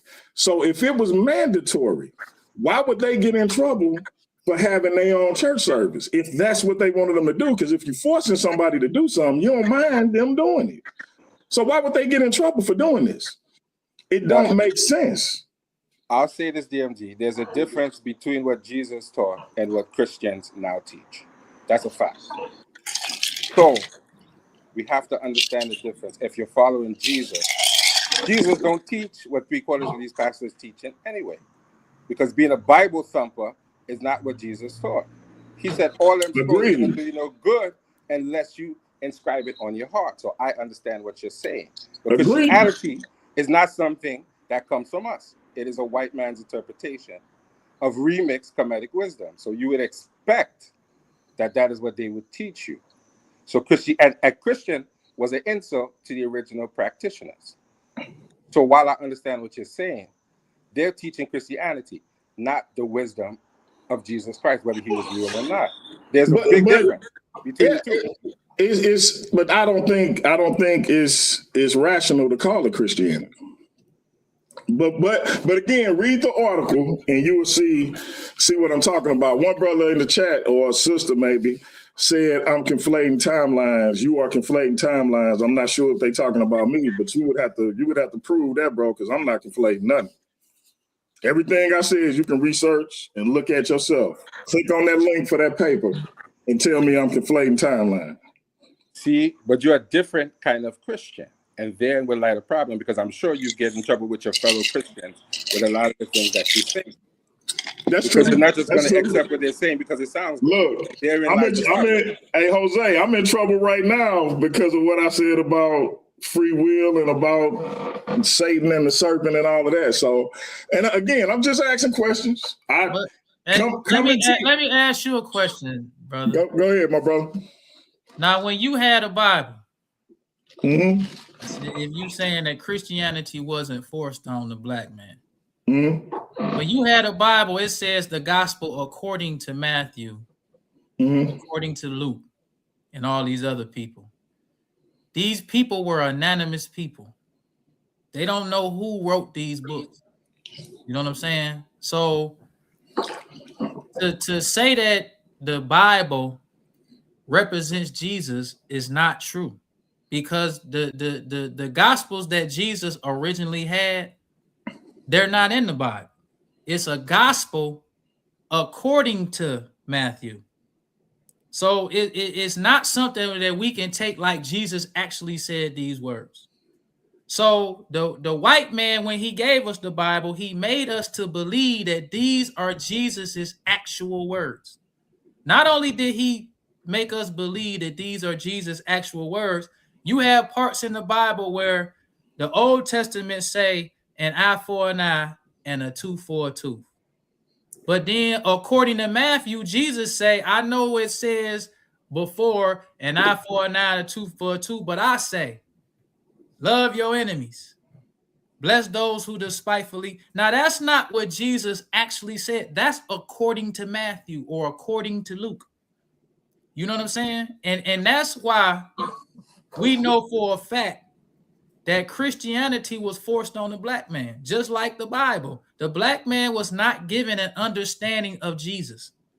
We was not given an understanding of Moses.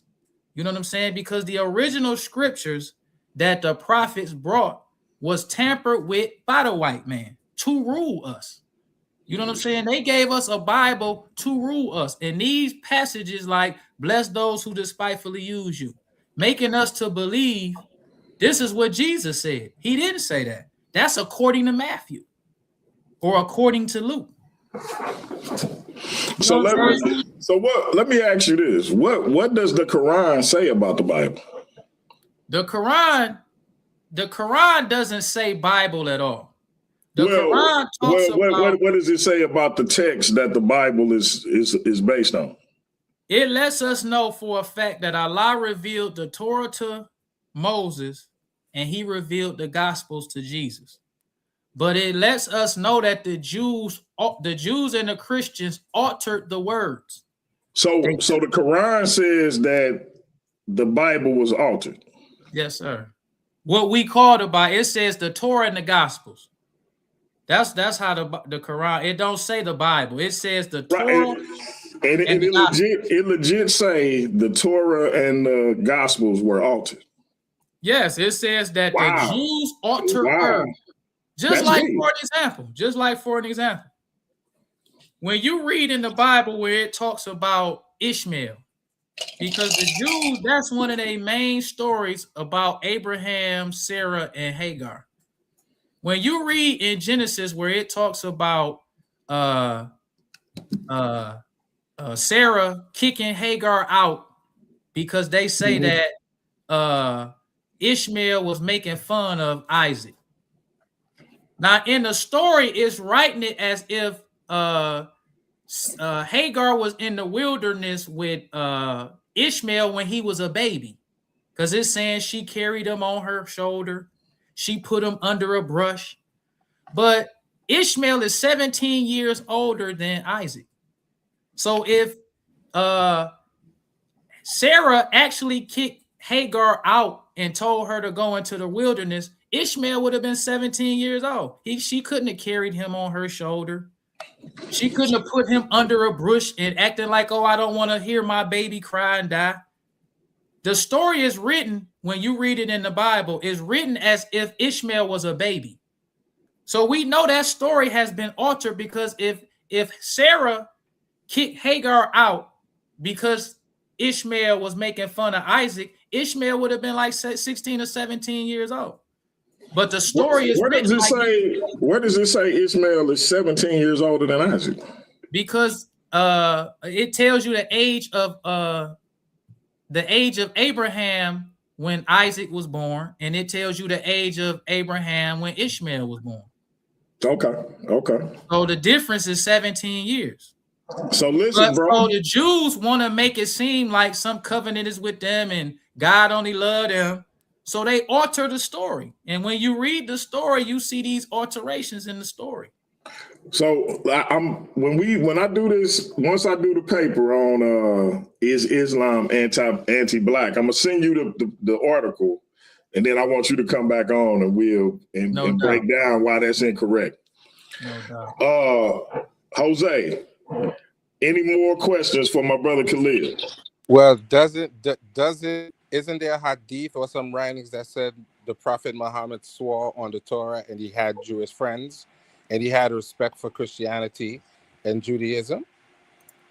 If I'm remembering correctly, because I'm not an Islamic scholar, but I've seen people show where it said that he swore on the Torah and he put it down and he showed respect to the Torah. Well, that could have been. I don't know. The hadith is not the Quran. The Quran is what Allah revealed to Prophet Muhammad. The hadith is just like the gospel according to Matthew. You know what I'm saying? It's like some hadiths they accept, some they don't. You know what I'm saying? We can't say that the hadith was revealed to Muhammad by Allah. So that's, you take that just like you take the gospel according to Luke. So it could have been true that Prophet Muhammad, if it was the original Torah, because the original Torah that Allah revealed to Moses is all right. The original gospel that Allah revealed to, it's the stuff that's been tampered with. You know what I'm saying? That's what when the problem come in. It's not the Torah in and of itself, the original Torah. It's the altered Torahs that's Genesis, Leviticus, Deuteronomy. That's what's been altered. So if Prophet Muhammad gave respect to the Torah, it wasn't Genesis. Genesis is not the Torah. Leviticus is not the Torah. That's what the Jews altered, because the Honorable Elijah Muhammad taught us that when Allah revealed the Torah to Moses, it was one book. It wasn't Genesis. It wasn't Exodus. It wasn't Leviticus. It was one book. When Allah revealed the Gospels to Jesus, it was one book. It wasn't the Gospel according to Matthew, the Gospel according to Luke. So when the Quran talks about the Gospel, it's not talking about the Gospel according to Matthew, Mark, Luke, and John. It's talking about the original Gospels that Allah revealed to Jesus. So let me ask you this, That's bro. fair enough. That's fair enough. I could understand that they show that there's some alterations and things might not be what they were initially. So I could accept that. This will be my last question. I'm gonna put the link back in the chat. We're gonna give people one more chance to come up. This will be my last question though. What do you say to the fact that the Bible predates the Quran by, 300 years, 600 years, something like that? So with that being said, if the Bible or the Torah and the Gospels predate the Quran, why do Muslims say the Quran is the original teaching versus the one that came out first? Because the same thing that people say today, that the Quran came 600 years after the Bible or the gospel. They said the same thing to Jesus. When Jesus came with the gospel among the Jews, the Torah had been out for 2,000 years. The Jews had the Torah for the laws of Moses they had for 2,000 years. So when Jesus came with the gospel, They was like, we already got the Torah. Like, why we want to listen to you? You know what I'm saying? You bringing something new. This ain't what God said, but the Torah had been altered. So Jesus coming with the recent present revelation from Allah, trying to put the Jews back on track. The Jews didn't accept it. So then after the Jews reject Jesus, they reject the gospel. They kill Jesus. Now the gospel been altered. Now they tell us, well, the Quran come out 600 years after the gospel. It's like they continue to say that. They say that to all the prophets. Every prophet, when he came with his scripture or when he came with his message from God, everybody act like we already got something from God. We don't need to listen to you. That happened to all the prophets, and it happened to Prophet Muhammad. But the Holy Quran verifies the Torah and the gospel the same way the gospel verified the Torah when Jesus was on the scene. It's the same. It don't matter, because all of the prophets come one after another, because you reveal the message to the people reject it. Allah sent another prophet. He sent another prophet, they reject him, he sent another prophet. That's how it goes. So the revelations come one after another, and the Quran is the final revelation. Okay. Jose, anything else from you? Because it don't look like anybody else hitting the link. Now, Brother Shabazz, that's a fair religious argument, but not a fair scholastic and historical argument. So there's two different arguments that people would make. A believer would put his religious book before history, but you have to put the history in context, because sometimes it helps you accept and reject these things based on the motivations of the man behind it. Some people purely came to give knowledge. Some people purely came with a sword to spread their religiousness to other people. And that's how I see Christianity and Islam. They're not historical books. They're allegorical books that you can learn from. So I can accept Jesus' teachings and as being allegorical, and him being a not purely historical character. But I'm not a believer, so I wouldn't agree on the belief side. But once you have the courage of your convictions, I have to respect that. You're not a hypocrite. You don't do one thing and then say something else. So I have to respect that. But history has its perspective, and it should be considered in these arguments, at least from my perspective and those who don't believe. You have to understand the history and the motivation of the man, because men are men, and men do things because men want to do things. Even in Kemet, men did things because they had the power to do things. It doesn't always make them right, but that's just how it works. Rulers have the power to rule, absolutely, and sometimes they do things that's crazy, and you have to accept that. So this is my question for you. Let me ask you a question. So if we saying that history, because the Honorable Elijah Muhammad was on history, that's what he taught us. So if we talking about Islam, and we talking about whether or not Islam is the black man, why don't we ever talk about what Islam did for black people? Why do we always, and we being true to the history, why do we always equate Arab with Islam? When you look at the history, when Prophet Muhammad first introduced Islam to the Arabs, they fought him. It was black Muslims who accepted Islam before Arab. They didn't, the Arabs in Mecca didn't accept Islam until like a year before Prophet Muhammad died.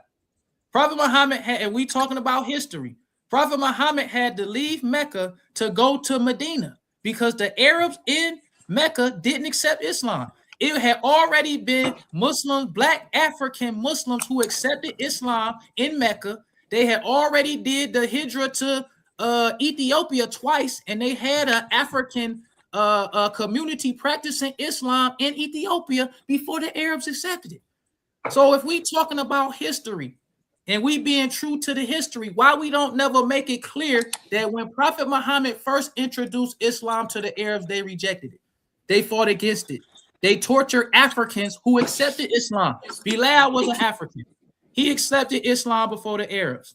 It was the first martyr of Islam is a black woman. She was an Ethiopian. She accepted Islam. She was being tortured by the Arabs just like Bilal was. It was generals in Prophet Muhammad's army who was Africans. Why don't we talk about that if we being true to the history? But when we talk about Islam talking about the history, we want to start with Arabs. That's not being true to the history, because Arabs accepted Islam last, and Arabs are a minority in Islam. Nigeria is the largest, as far as Muslims are concerned, it's more Muslims in Nigeria than it is in the whole Arab world. That's a fact. Was the Prophet Muhammad an Arab, brother? Yeah, Prophet Muhammad was an Arab. Now that doesn't say whether he's black or white. That doesn't say his skin color, because I think people really don't necessarily know, because there are no depictions of the prophet. So he may have been black, but while all that history sounds great, the Nation of Islam took Islam and did something positive with it. The people in Nigeria are killing Christians and are sexually assaulting women and saying Allah said so. The Pale Arabs are killing people saying Allah said so. You are not doing that, and I understand what you're saying, but it's being used in that way now, and we have to understand that. And there's a historical basis of Islam being perpetrated through violence. The Crusade was about Muslims fighting Christians. That's what it was about. It was a religious war. And that's a historical fact. There was a religious war, and that's how Christianity, Islam spread through religious war and religious fanaticism. Even though you're not a religious fanatic, some of your brothers are religious fanatics.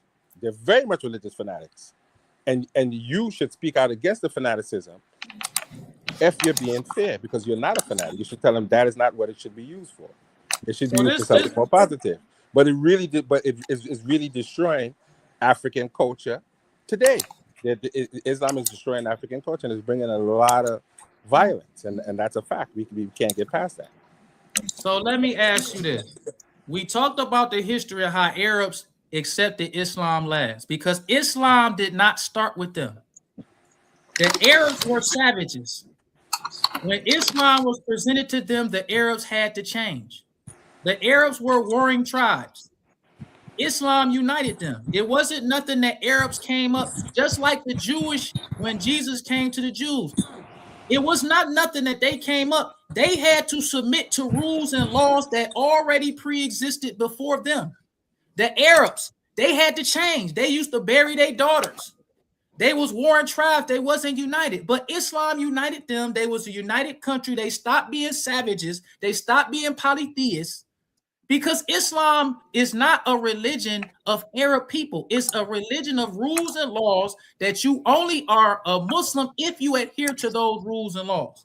So the Arabs accepted Islam last. It was Africans who accepted Islam.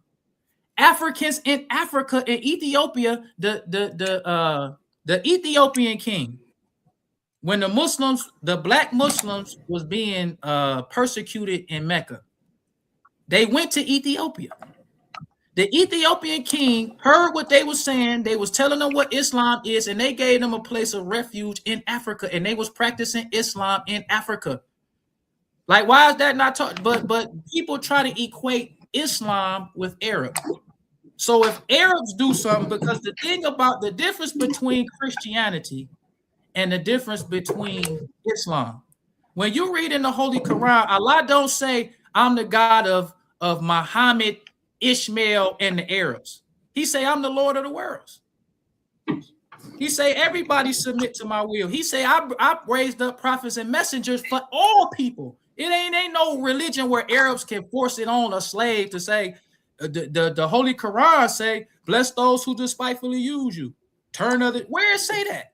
What part of Islam do you force on a slave to make him that's the part that I want people to tell us. If Islam was forced on the Africans, what part of the Holy Quran or Islam that we practice today that makes a African a good slave? Just like how we could say with Christianity, in the Bible today, Christians still reading it and say, bless those who despitefully use you. Turn the other cheek. It don't have those kind of verses. It's not a New Testament in the Quran.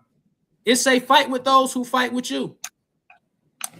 You know what I'm saying? It don't say so if people say that Islam is this religion that was forced on black people, what is in the Quran that favors an Arab that he could teach an African to make the African worship the Arab? That's what people want to do. I'll say this to you, brother. I can't argue religion with you because I'm going to lose that argument all day. So what I'm going to say is this: the compassion and the hospitable way that Africans had was always there before Islam. They still do it today. That was a part of their culture. They help people who are in trouble. You could go to Africa now as a stranger and be welcome. That has nothing to do with Islam. That's just their culture. We as Africans were always hospitable to everyone. That's how we got into trouble. We welcome people who we thought had moral character because we had moral character, and we got caught up in all these. You still there? Oh, Brother Jose, you went out for a minute. Spiritual people said that. If they wanted to expand their borders,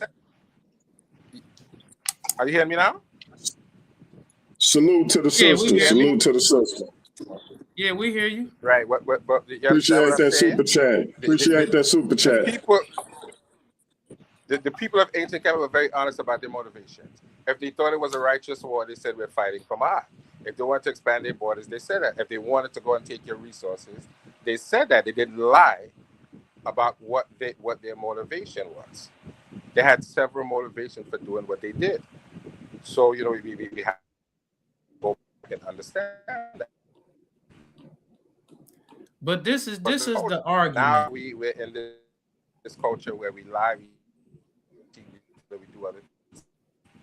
So I don't think Islam brought anything that we didn't have already. We were always a moral people. We always had a moral compass. We always had a spiritual system. We were born with it.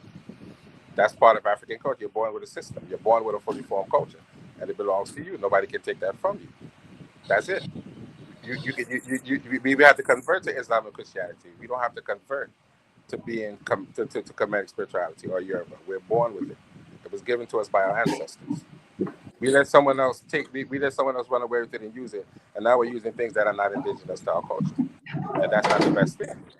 You're using it in a positive way, and I respect that, but don't think everyone else is doing that. Don't impute your motives on other people. Unfortunately, it doesn't work that way. You're trying to be a righteous brother, and Islam is your vehicle, and I can respect that, but other people don't do that. They make you look bad, just like with Christians. They're people who I respect that are Christians, like DMT. But everyone is not honest about the negative things that appear in their religion. They don't call it out.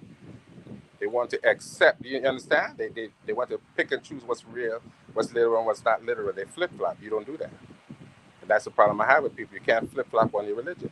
Either you're accepting everything or you're not accepting everything. You can't be half-baked. I accept this part, but not that part. You have to be like ISUPK. God was slaughtering people like that, and they accept that because the book said it. Why can't everyone be like that? Why you have to flip-flop? If you're going to be religious, be religious. Accept everything or just go lay down. What sense does that make?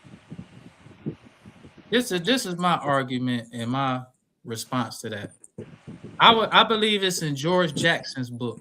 I believe it's called African Civilization. He talks about how in Ghana, they worshipped a serpent. Because when the whole thing about this African spirituality stuff, that's that John Henry Clark talk. There was no unified African belief. That's what John Henry Clark, Chancellor Williams, and Dr. Ben came up with when they was trying to they was trying to oppose the messenger with Islam. So they start talking. Wait, brother Khalil. I don't want you to get in trouble, bro. You sure you want to go there? I'm going there. You sure you want to go down that road? I'm going there. I'm going there. ISO on my brother Khalil. He said he's going there. It's on you, my brother. When you look at Chancellor Williams, for an example, he was jealous of the messenger. So he wrote his book called The Destruction of Black Civilization. In that book, he talking about black was it was some youth movement that made black pride or made black people love black. What youth movement? The Honorable Elijah Muhammad taught black people to love black, but you had during the late 60s, about 68, 69, when Howard University and other black universities got their black studies program. Now you got all these black intellectuals.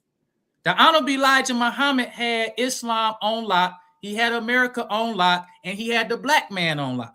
But these new intellectuals, now that you got a black studies program, now you can make money with your books. Now you can be this big historian, this big professor and all that they wanted to be. Now they speaking against Islam. When you look at John Henry Clark, him and they came out with a document, Ozzie Davis. They came out with a documentary. You can go on YouTube in 1965. They came out with a documentary and they talked about it. They didn't say nothing about the slave trade stuff. They didn't say nothing about it came into Africa. None of that. Because there wasn't no black studies department in colleges yet. You couldn't be the big time historian.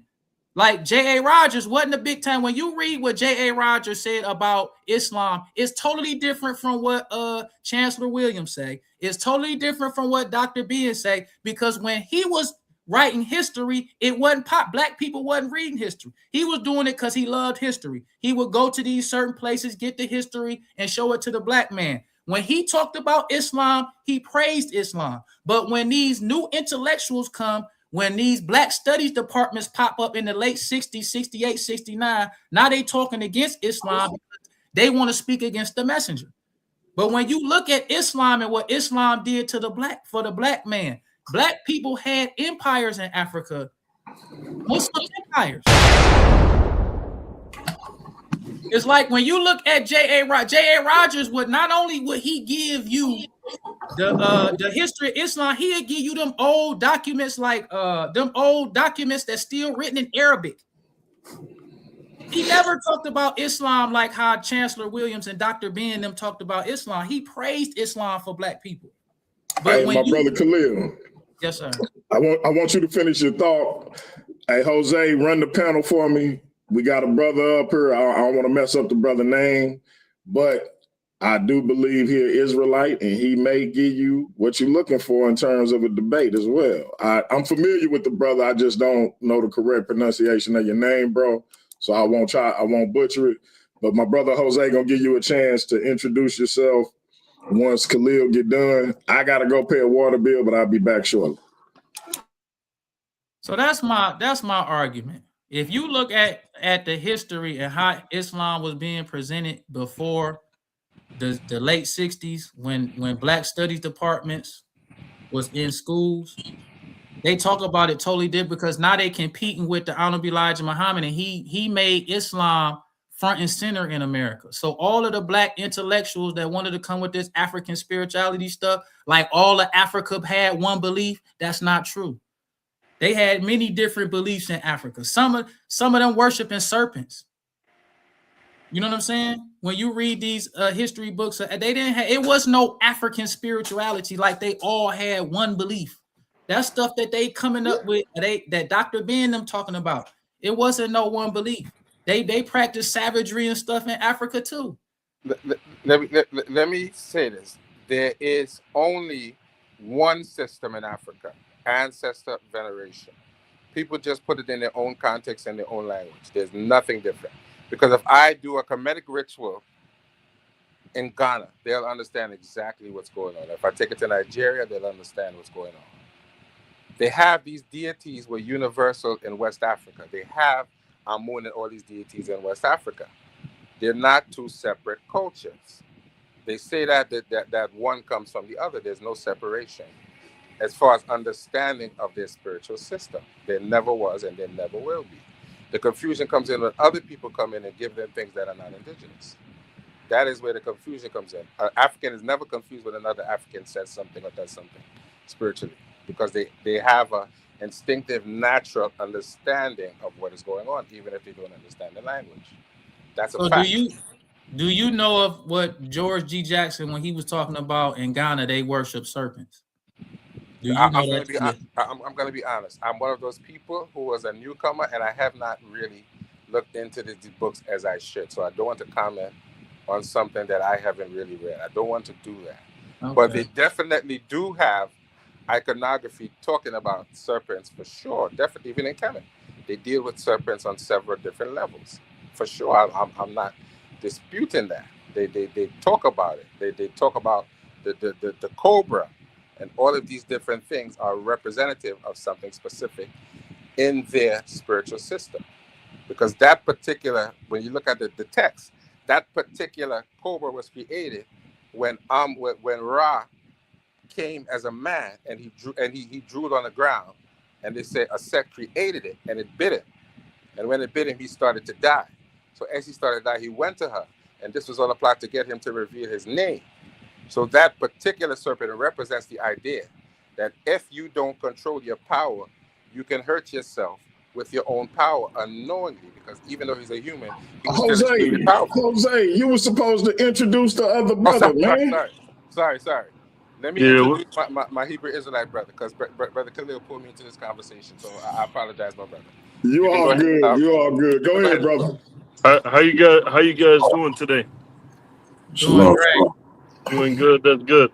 So, is this Hebrew Israelites, or you guys part of the Nation of Islam? I'm a part of the Nation of Islam. Okay, so what makes anybody think from any Quran that Islam is a black man's religion? Hold on real quick, brother. Hold on real quick. We had somebody that was up here before you. Brother, is it Brother Ag? How do we say your name, bro? My name is Ash, brother. I appreciate you. Ash, go ahead, bro. Yes, sir. Yes, sir. The title to me is a little bit obscure in the sense that I don't understand if we're talking about from antiquity or if we mean that the form that it takes under the Nation of Islam.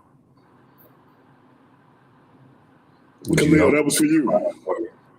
Islam, period. Islam means entire submission to the will of Allah. Other people who are against Islam make Islam Arab, or they try to place it with Prophet Muhammad. But when you go by the definition, just like if I'm saying I'm a vegetarian, that means I don't eat meat. I can't eat meat and say I'm a vegetarian. Islam means entire submission to the will of Allah. So submission to the will of Allah is the black man's nature. And that's from the beginning, from the creation of the black man, he's been submitting to the will of Allah. So, okay, first is that Islam is not the Arab man's religion, nor the black man's religion, nor the white man's religion. Do you believe in any hadith, or you reject all hadith? My brother, I promise you, I'm going to get back to you. I just want the brother who posed the question to respond, and then I'm coming to you. You got my word. So I can both agree and disagree. I understand the definition of Islam being in submission to Allah, but then I would have to take Islam and I would have to frame it as Allah worship. And I don't see Allah worship become a national religion or anything like that until a little bit later. What we'd have to look at is the Semitic languages, Proto-Semitic Hebrew, all that, Canaanitic, and you can see Allah, but before you have Allah, you have El being proclaimed and pronounced. And then you have El becoming more and more obscure as, say, for example, Yahweh, the cult of Yahweh, Yahwistic practices becoming more and more prevalent. I say that to say this, all of these start off as black religions. So how do we make Islam a religion if it's so obscure and anybody can attribute the practices they do towards Allah, if we're just looking at Allah on a linguistic basis, which I would imagine you believe means power? So, well, I want to say the brother. Okay, go ahead, brother. It's on you. Yeah, the brother made a claim about the meaning of Islam and the black man in his nature, that he submits to God. That where is this in the Quran? This is what we believe. We don't believe in other. So we look at the Quran, what Allah revealed. Where is it in there? Chapter 30, verse 30. Chapter 30, in verse 30. Islam, they call it fitra. Okay, I'm going to pull it up. Chapter 30. Verse 30. Verse 30. And you believe the Quran was revealed in Arabic? Yes, sir. If I may ask, would we be able to have Khalil respond to what I asked him before? Oh, go ahead, brother. Yeah, no problem. Oh yeah, my bad. So yeah, back to what you were saying. Allah, in the Quran, it says Allah raises messengers to speak the language of his people so that they would get Allah's messages clear. Allah raised up a messenger for the black man in America to teach us Islam so that we can get the message clear. We not gonna get the message clear by trying to study what Prophet Muhammad did 1400 years ago. We're not gonna get it. We're not gonna get the message of Islam clear by trying to study what happened, what the Arabs did in Africa. So Allah raised up a messenger, the Honorable Elijah Muhammad, to teach us Islam. We was robbed of a knowledge of self. That's our condition. Whatever was going on in Africa was happening with them. Whatever was going on in Arabia was that, but our condition, we was robbed of a knowledge of self.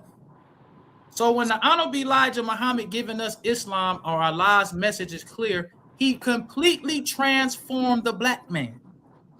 Completely. So it's like what, like for this brother, because I can tell whoever this Muslim, this brother, he sound like he an Orthodox Muslim. I'ma just keep it real. That's what he sound like to me. So the thing that we all fail, Elijah Muhammad was to us what Prophet Muhammad was to the people of his time, what Jesus was to the people of his time, what Moses was to the people of his time. But the people during all of those prophets' time, the people rejected them. Everybody got these questions and they be looking back to stuff that happened that ain't got nothing to do with them. But look at what Islam did for you here in America. Look at what the messenger of Allah did to get you or to present us Islam. That's what Islam is. So I'm looking at the verse that you just said. So direct your face towards the religion of truth, the fitrah of Allah upon which he has created mankind. There is no changing the creation of Allah that is the upright religion. But most people do not know. So where does this say any of the claims that you made about only the black man has the fitrah? Because it says it's the nature in which Allah created man. Created means original.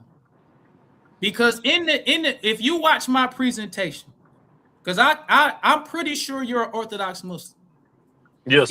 If Orthodox Muslims can show fitrah and they can show a white blue-eyed baby talking about all humans have the nature to submit to Allah, that's cool. That's okay to do. Nobody cares. But when the Honorable Elijah Muhammad teach us who is the original man, the original man is the black man. The black man was the first human on earth. That's a fact. So if the Holy Quran says that Islam is the nature in which Allah created man, the black man is a Muslim by nature. That's a fact. But Orthodox Muslims, instead of them accepting Islam and accepting the facts about the black man, they don't want to do that. But if I talk about fitrah and I show a white baby or a white person saying all humans have the natural inclination to submit to righteousness, that's cool. It's cool to praise the white man like he is the example of, look at when white people accept Islam, look at them, they're Muslims. But when you got a black man who accepts Islam, who is an original man, who is the first human, and you say Islam is his nature, if chapter 30 verse 30 says that Islam is the nature in which Allah created man, and we know that the black man is the first man on earth, then we know that the black man is a Muslim by nature. That's a fact. So if we read the actual text, it says the fitrah of Allah upon which he had created. The fitrah is the natural disposition. He says he has created mankind. The fitrah of Allah which he has created mankind, meaning everyone. So where are you reading that doesn't mean mankind, and it only means the the black people. So if it's saying he created, that means original. There are people who are the first people on earth. That's something that Orthodox Muslims don't want to accept. You don't want to accept the fact that the black man is the original, because when we ask you, who is the original man? Let me ask you that. Who was the first people on earth? The first person on earth was Adam. No, Whether no, he's sir. black, white, Chinese. Okay, brother, do you believe in the Quran? See, that's the thing about Orthodox Muslims. Y'all do just what it don't matter what color Jesus is. That's doesn't. to you. It don't matter. Why is that? It don't matter. It don't matter to you. But when we talking about facts, the first person on earth was a black man. You don't want to accept that. Let me give wait. If I accept that, that is no problem. I don't get where that would be a problem. But this verse does not say the first person. It just says the fitrah of Allah upon which He created mankind. Let me ask you and this. Fitrah means the natural disposition. I speak Arabic. Fitrah is a natural disposition. I don't know what you're saying, the nature, but it's a natural inclination. That's what a fitrah is. So let me ask you this: if black people were the first people on earth, and we know that as a fact, yeah. In the Holy Quran, it says that Islam is the nature in which Allah created man.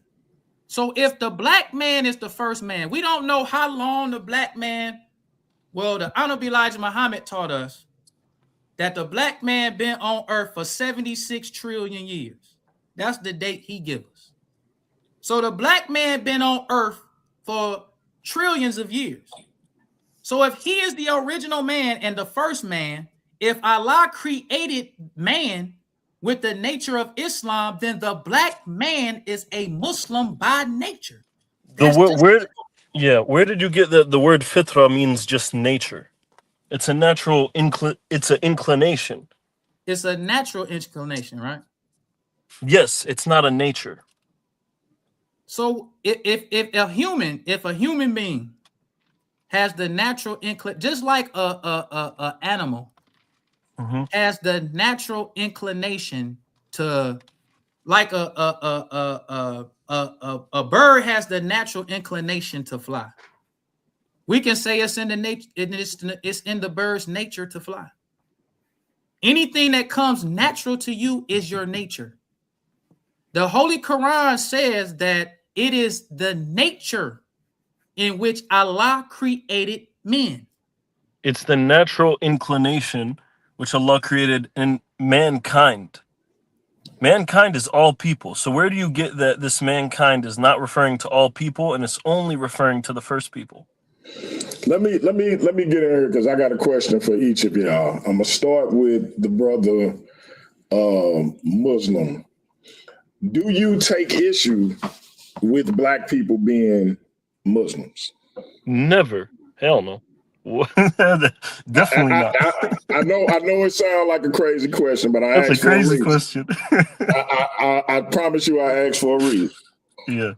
My brother Khalil, because I'm assuming, and Muslim, you can answer this real quick. Do you feel like Allah created everyone, correct? Yeah. No matter what race, creed, ethnicity, etc.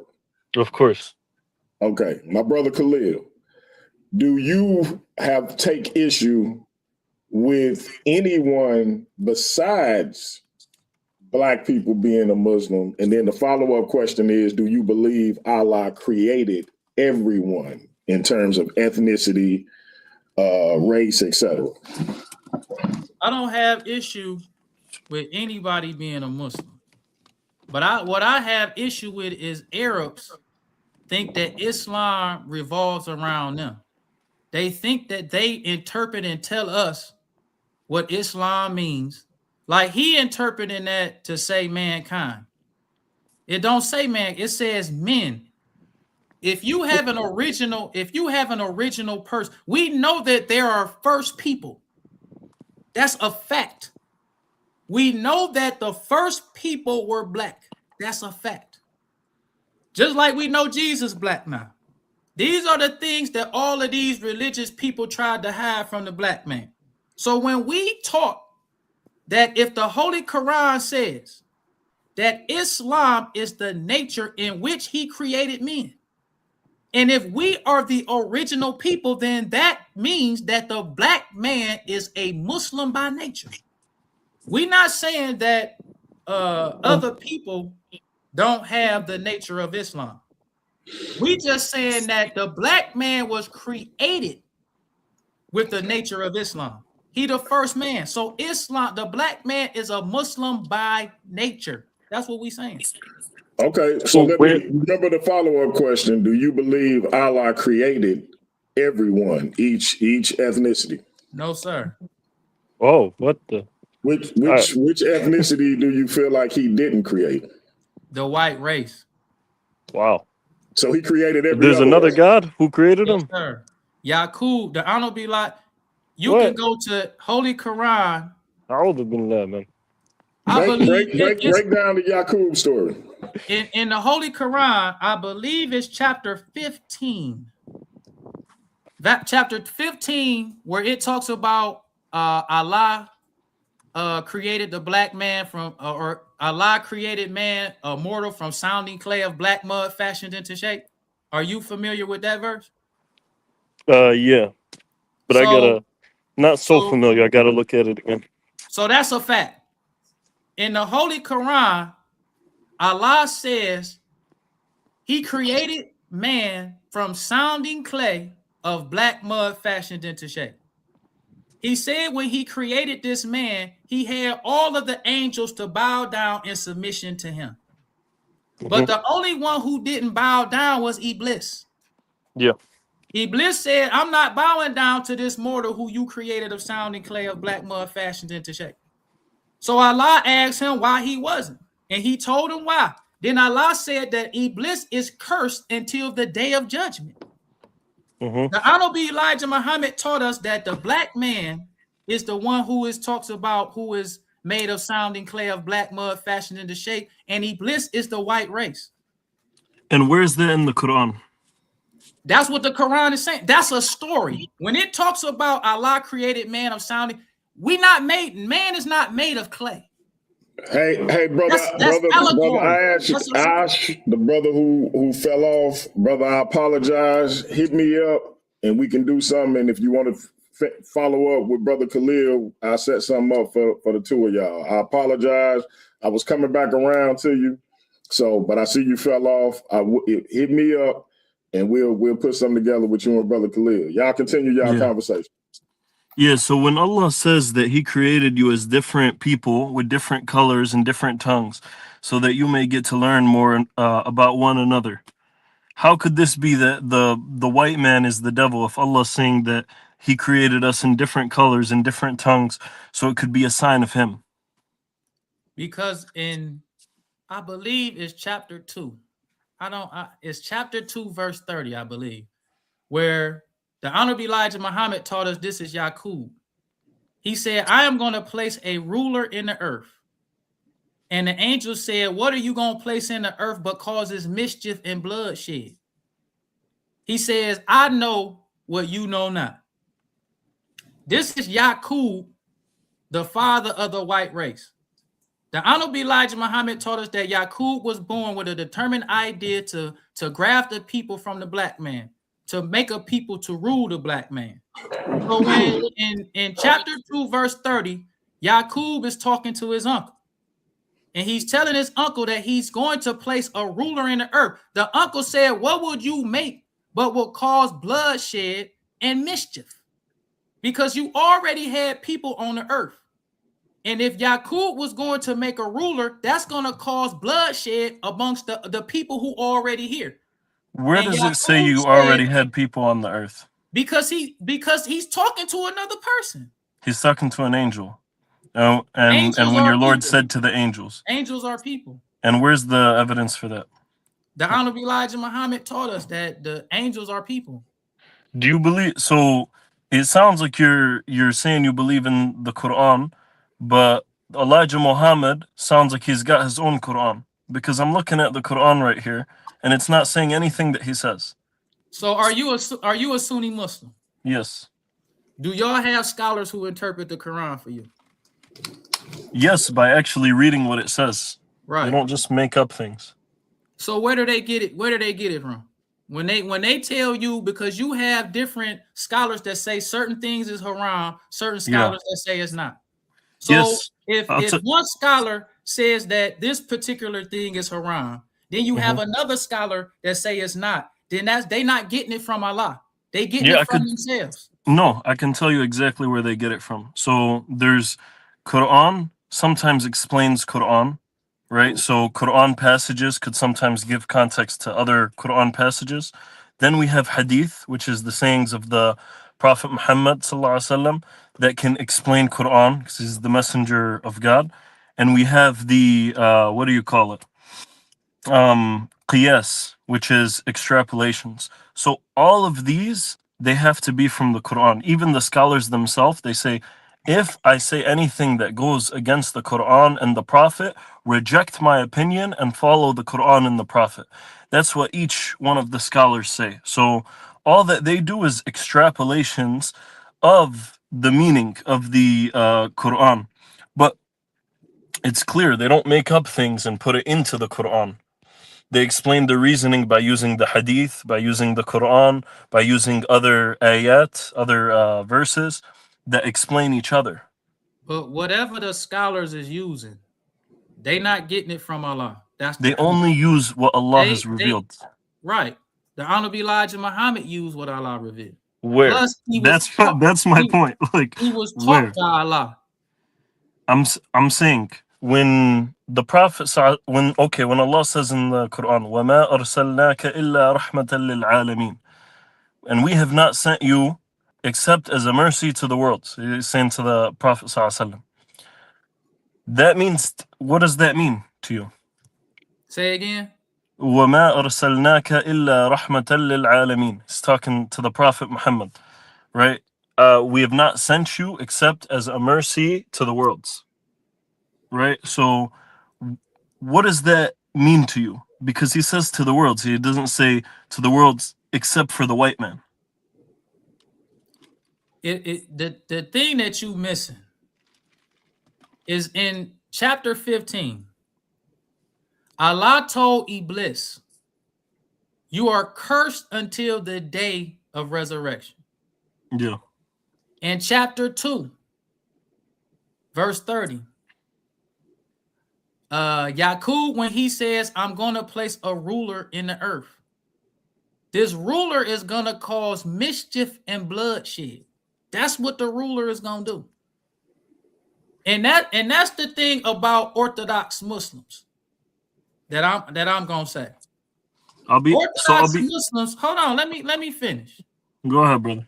Orthodox Muslims have a problem with the Nation of Islam because the Nation of Islam, unlike Orthodox Muslims, stood up to the white man in America when the Orthodox Muslim was too cowardly to do it. So Orthodox Muslims, let me finish. Orthodox Muslims would come to America and assimilate. Orthodox Muslims would come to America and change their name from Muhammad to Mo, or take on some other European sounding name because they felt like it would be easier for them to assimilate by changing their name. Then you had the Honorable Elijah Muhammad, who was a descendant of slaves, who changed his name from Elijah Poole to Elijah Muhammad, teaching Islam open, freely, and bold, teaching that the white race is a race of devil, teaching that they the shaitan, they the jinn, teaching that they are the people who the Holy Quran and allegorical when it's talking about shaitan and jinn. That's allegory. But the allegory that the Holy Quran is talking about, they are the people. That's what the Orthodox Muslims is jealous of the nation. We the ones who put Islam on the map in the Western Hemisphere, not the Orthodox Muslim. The Honorable Elijah Muhammad transformed more black people to Islam than any Orthodox Muslim. Orthodox Muslims still come over here and assimilate. They don't teach Islam. Orthodox Muslims speak against us more than they speak against the hog eater, the swine eater, the one who promotes alcohol, The Orthodox Muslim come over here and open up liquor stores in the black community instead of teaching them Islam. Then you gonna tell us you don't know the Quran. Let's get a that's brother an messed up for opportunity for them to do. You say it again. No, I was saying let's give you an opportunity to respond. Go ahead. Thank you. So all that you're mentioning, first of all, Allah, there's a hadith where it says Allah will send somebody that will kind of bring up the ummah, bring up the nation. Every 100 years he'll bring somebody. So I have no doubt that there's been Orthodox Muslims who have been bad. Like you see all the I'm in Chicago. I see a bunch of these Arab stores that same thing, right? So I see that. But at the same time, we're talking about what Islam actually teaches. So for example, what Elijah Muhammad taught, this helped people. I do agree that it brought people much closer to Islam. But the thing is, you got to seek the truth. You know what I mean? So you look at Malcolm X, you look at Muhammad Ali, the people who this brought them, I will admit, it brought them into Islam where there was not much Muslims. We had, somebody brave, somebody being bold, speaking. That's amazing. We need Orthodox Muslims to be like that. But those people, when he went to Mecca, he uncovers the truth and he leaves and he joins the real Islam. Like with the Prophet Muhammad sallallahu alaihi wasallam, he says, no black man is better than a white man, nor is a white man better than a black man, nor is an Arab man better than a non-Arab man, or a non-Arab man better than an Arab man. So this is the thing about Malcolm. Malcolm turned hypocrite against the Honorable Elijah Muhammad. Malcolm went to Mecca for the first time in 1959. Malcolm used to go to the UN. He saw white Muslims. Malcolm didn't start talking that white Muslim stuff until the Honorable Elijah Muhammad suspended him. He turned hypocrite, went against the messenger, and who he go side with? Them same enemy Orthodox Muslims who were speaking against the messenger. So he goes to Mecca for the second time, acting like this the first time he saw white Muslims. Now he come over here to oppose the Honorable Elijah Muhammad, siding with the same enemy Arabs, same enemy Orthodox Muslims who was speaking against the messenger in the first place. When you look at Muhammad Ali, when you look at Malcolm X, they did nothing significant when they flipped the script on the Honorable Elijah Muhammad and went to Orthodox Islam. Every Muslim who black, who go to Orthodox Muslim becomes another type of a slave to the Honorable Elijah. Just for an example, the Honorable Elijah Muhammad taught the black man who was a Muslim in America to own businesses, do for self. Arab Muslims come over here, they got their own communities, they own supermarkets, they own restaurants, they do for self. But when you got the Orthodox black Sunni, he got nothing. He don't own businesses, he don't promote do for self, he don't promote pride, he promote Islam as taught to him by Arab Muslims who own the supermarkets and restaurants in this community. They tell him if he follow Elijah Muhammad, he wrong. But the same thing that the Honorable Elijah Muhammad taught us about do for self, that's what all of these Orthodox Muslims who come, these foreign Muslims come over here from these other countries do. They do exactly what the Honorable Elijah do for yourself. Provide for yourself. Love yourself. That's what they do. And these same Orthodox Muslims who lead the Nation of Islam to go over there and be with these Sunnis, they be talking about how racist they are.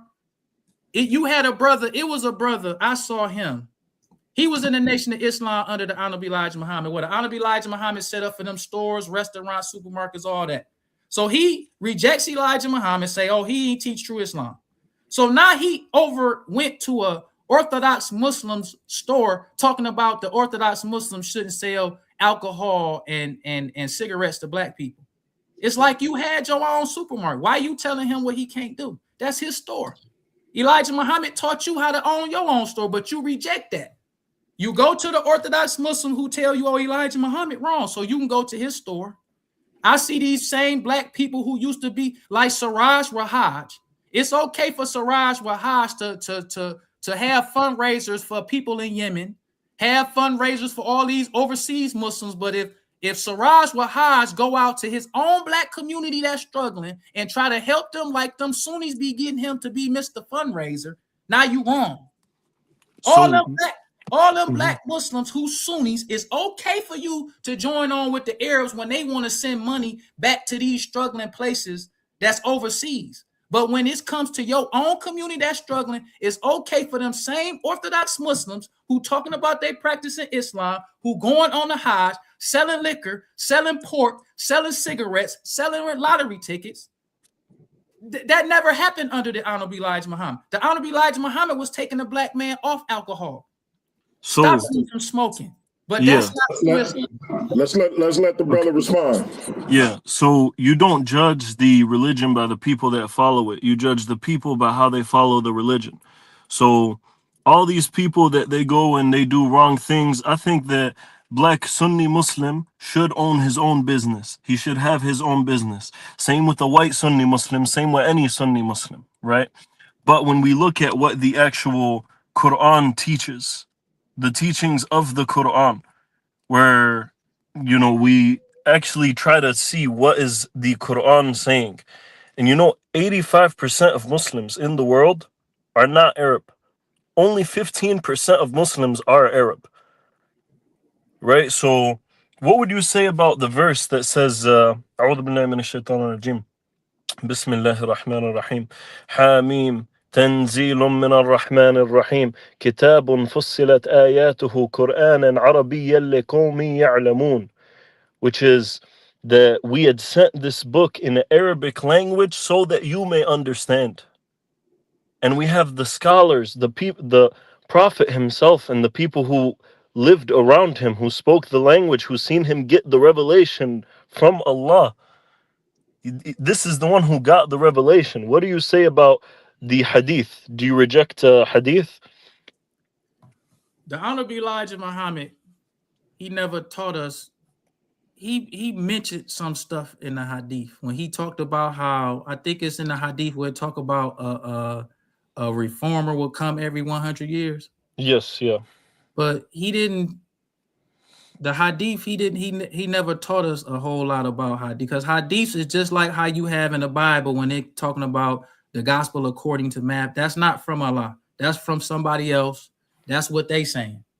But the fact hold on, let me finish. The fact that what I'm telling you is that when you have black people in America, when they practice Sunni Islam and follow because it might be the majority of Arabs in the Muslim world are the minority in Islam.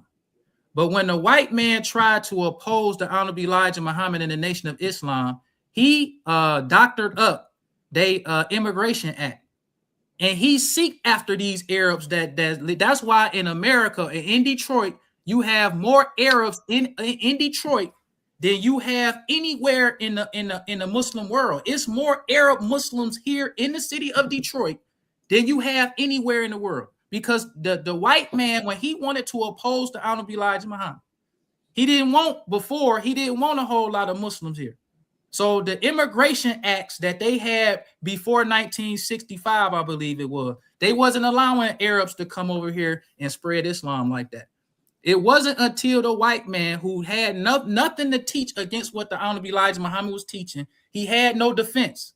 So what he did was he came up with another immigration act in 1965, so these Orthodox Muslims from overseas can come over here and tell us we're not practicing true Islam. But when you look at a Muslim in America, when you look at the Sunni Muslim who practice that stuff you talking about, and you look at a Muslim in the Nation of Islam, the Sunni Muslim who practice Islam like what you talking about, he ain't got no love for black. He ain't trying to go teach no black person no Islam. He ain't doing none of that. He just focusing on that we all the same stuff like you talking about. So hold on. Go ahead, brother. When you have wrap it up, Khalil. We want to get his response. Go ahead, you can respond. Okay, so first, I would definitely disagree with the last thing you said. Me, I am Arab, but there's been quite a few people that I talked to through doing Uber that they were black and they became Muslim. We talked about Islam. They took their Shahada.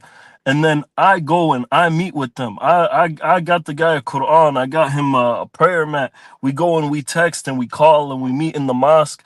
I invite him for iftar to go break fast. So I definitely don't see that as true. It depends on where you're looking at, who you're looking at, right? But another thing is that it seems that this Elijah Muhammad has become God, right? So this is a figure that Allah tells us something in the Quran, and Elijah Muhammad tells us something else. The tafsir is only saying what we could see in the text. If a tafsir goes against which is an explanation, goes against the text, me and every other Muslim who has any common sense will reject the tafsir. If it goes against the reading of the text, if it is not in line with it or in line with the sayings of the Prophet, and by the way, the hadith, the chains that we have, they go all the way back to the Prophet. The same way we have the hadith is the way that we have the Quran. The same people who transmitted the Quran to us are the same people who transmitted the hadith. So if we reject hadith, we have to reject Quran because they're transmitted from the same people. You know what I mean? So we look at the hadith. If any reading of there goes against it, any tafsir on the ayah goes against the reading, I reject it. I reject all of them that would do that. So when we see somebody come in and they explain these verses with completely random things that the verse does not say, that this is making that man Allah. And even I want to ask this question before, when you have your chance to speak. Do you believe that Muhammad Fuad Wallace was Allah in human form? And do you believe that Elijah Muhammad was a messenger after the Prophet Muhammad sallallahu alaihi wasallam? Yes, sir. We believe that Master Farad Muhammad is God in person. And we believe that the Honorable Elijah Muhammad is his messenger. Now, the thing that Orthodox like what you saying, the Quran says that Allah raises up messengers to speak the language of his people so that he would get Allah's messages clear. So an Arab cannot come to a black man and tell him what the Quran says. Because when Allah wants that people to understand the Quran or understand Islam, he raises a messenger for them. So the mere fact that you have so many Arabs in America telling us, that's like if we as black people in America went to Arabia and we start trying to tell Arabs about what the Holy Quran say and what you shouldn't be doing. What sense do that make? But it's okay for an Arab, a foreign Arab, to leave wherever he lived, to come to America to tell black people who've been living in America for 400 years. No Arab Muslim cared when the black man was enslaved and the white man was forcing hog on us. Nobody cared.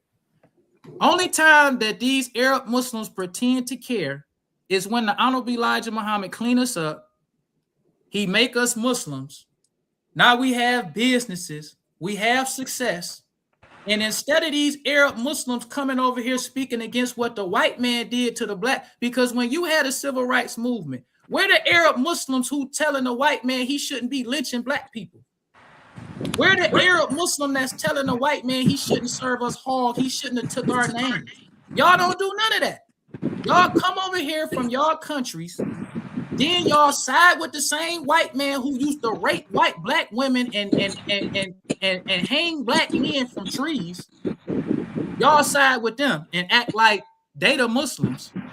Ain't nothing wrong with what they doing, but Elijah Muhammad, look what he did. He cleaned up black people. He made them successful business owners. He for one time gave them pride in themselves. He wrong. But the same Arab who's selling black people alcohol, taking a black man back off track from Islam, selling them lottery tickets, selling them cigarettes, ain't nothing wrong with that. But Elijah Muhammad is the one who wrong. That don't make sense. What you're saying there is making a lot of huge generalizations. First is that you don't judge the religion by the people who follow it. You judge the people by how they follow the religion. So if there's people that are not up and they're not speaking against that, then that's something wrong with the people, but it's nothing to do with the religion. And I right? never So said there's something wrong with the religion. I'm talking Yeah. about people. These people are the ones who Listen. Let the brother respond uninterrupted, and then he gonna let you respond uninterrupted. Can I jump in Yeah. after, So what I'm DMG? speaking about is the teachings of the Prophet Muhammad sallallahu alaihi wasallam. This is the one that the Quran was revealed to. When he says, it says in the Quran, the Prophet sallallahu alaihi wasallam is Khatib al-Nabiyyin, the seal of the prophets, the last prophet. Right? How could we say that there could ever be a prophet after that?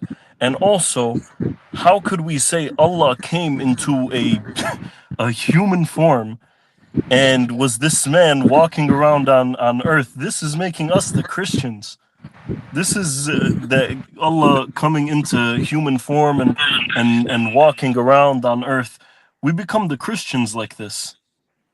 You know, so I really pose those two questions. The Quran says the Prophet ﷺ is the last and final messenger. And where in the Quran does it say that Allah came into human form? Or again, is this Elijah Muhammad saying what he thinks is Allah's message? So, for one, it doesn't say that Prophet Muhammad is the seal of the messengers or the final messenger. It says he's the seal of the prophets. It says that in the Holy Quran, it says that Allah sends messengers to all of the people. It don't say he stopped sending messengers with Prophet Muhammad. He says Prophet Muhammad is the seal of the prophets. But he says that he sends messengers to all of the people. So the black man in America was in a condition similar to the condition of the Arab. Allah sent us a messenger just like he sent you Prophet Muhammad. Just like when you read in the Holy Quran and Bible, Allah sent Moses to the children of Israel. Allah sent Jesus. And Allah sent the Honorable Elijah Muhammad. You know what I'm saying? And just like how Prophet Muhammad was rejected, Jesus was rejected, Moses was rejected, Noah was rejected. You reject the Honorable Elijah Muhammad, and we cool with that. But you're not about to tell us that Elijah Muhammad is not a messenger of Allah.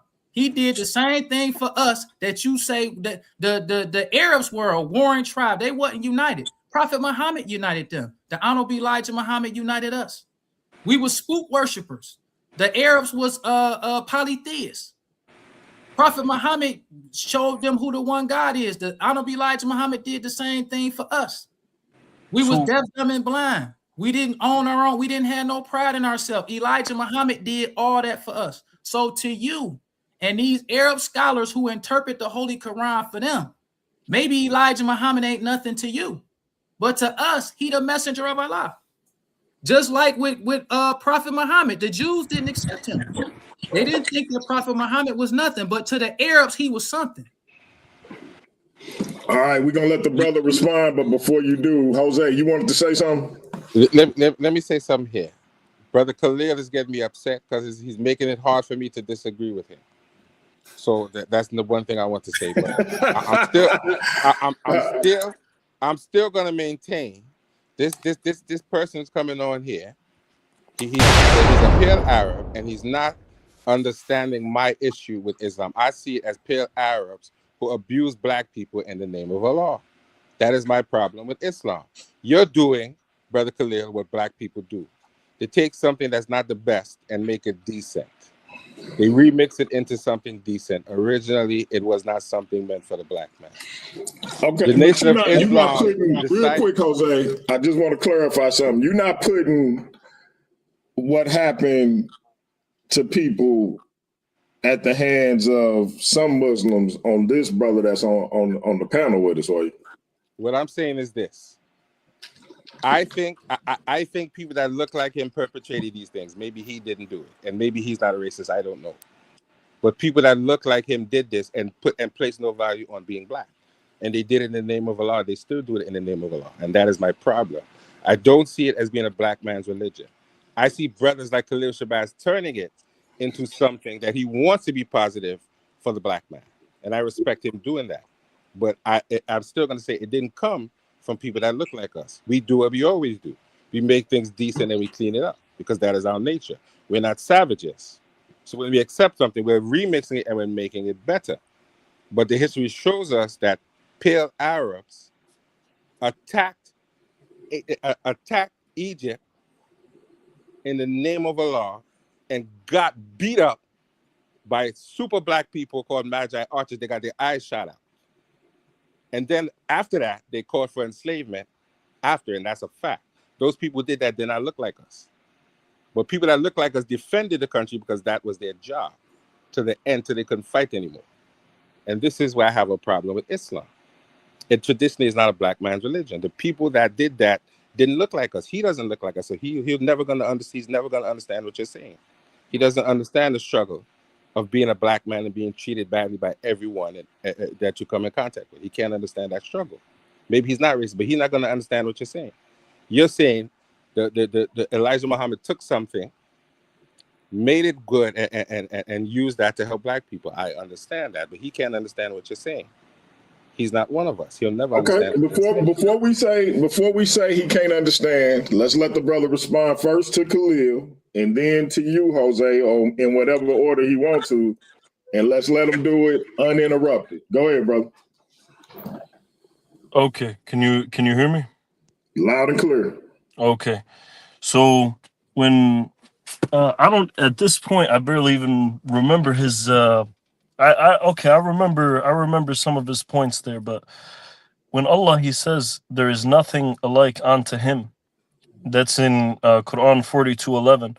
Also in Quran 6:103, it says vision cannot grasp him, but he grasps all vision.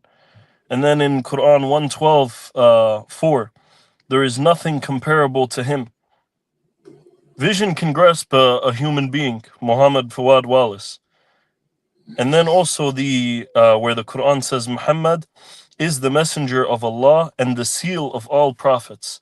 If the brother could remember this question for when I'm finished, what does the seal of all prophets mean? What does that Khatab al-Nabi'in, what does that mean? And then also Allah says, Quran, this is Surah Nisa, first ayah, says, "O mankind, fear your Lord who created you from a single soul." So black, white, all this came from a single soul. That's what it says. "O mankind, fear your Lord who created you from a single soul." And then again, he also says in Quran 7:189, he created you from one soul and made from it its mate. Right? So from one soul, which is Adam, and made from him Eve. So coming back to these people right here, Adam and Eve, clearly in the Quran, he created you from one soul and made from it its mate, from his rib. Right? So also if we go in Quran 49:13, "O mankind, we created you, male and female, and made you people and tribes so that you may get to know one another. The most noble of you in the sight of Allah is the most righteous. Among his signs is the diversity of your languages and colors." This is Allah clearly telling us why he made us different colors and different languages. So this is where putting grace into everything. When my grandpa was here back at that time here in America, there was barely even any Muslims here. So somebody speaking forward for the Muslims, this is, yes, the Arab Muslims should have been doing this. The Indian Muslims should have been doing this. None of that makes Elijah Muhammad God and able to reinterpret all these verses. All of our scholars only go off what the verse says. And then they could only go from other verses to try to understand. It's all from Allah.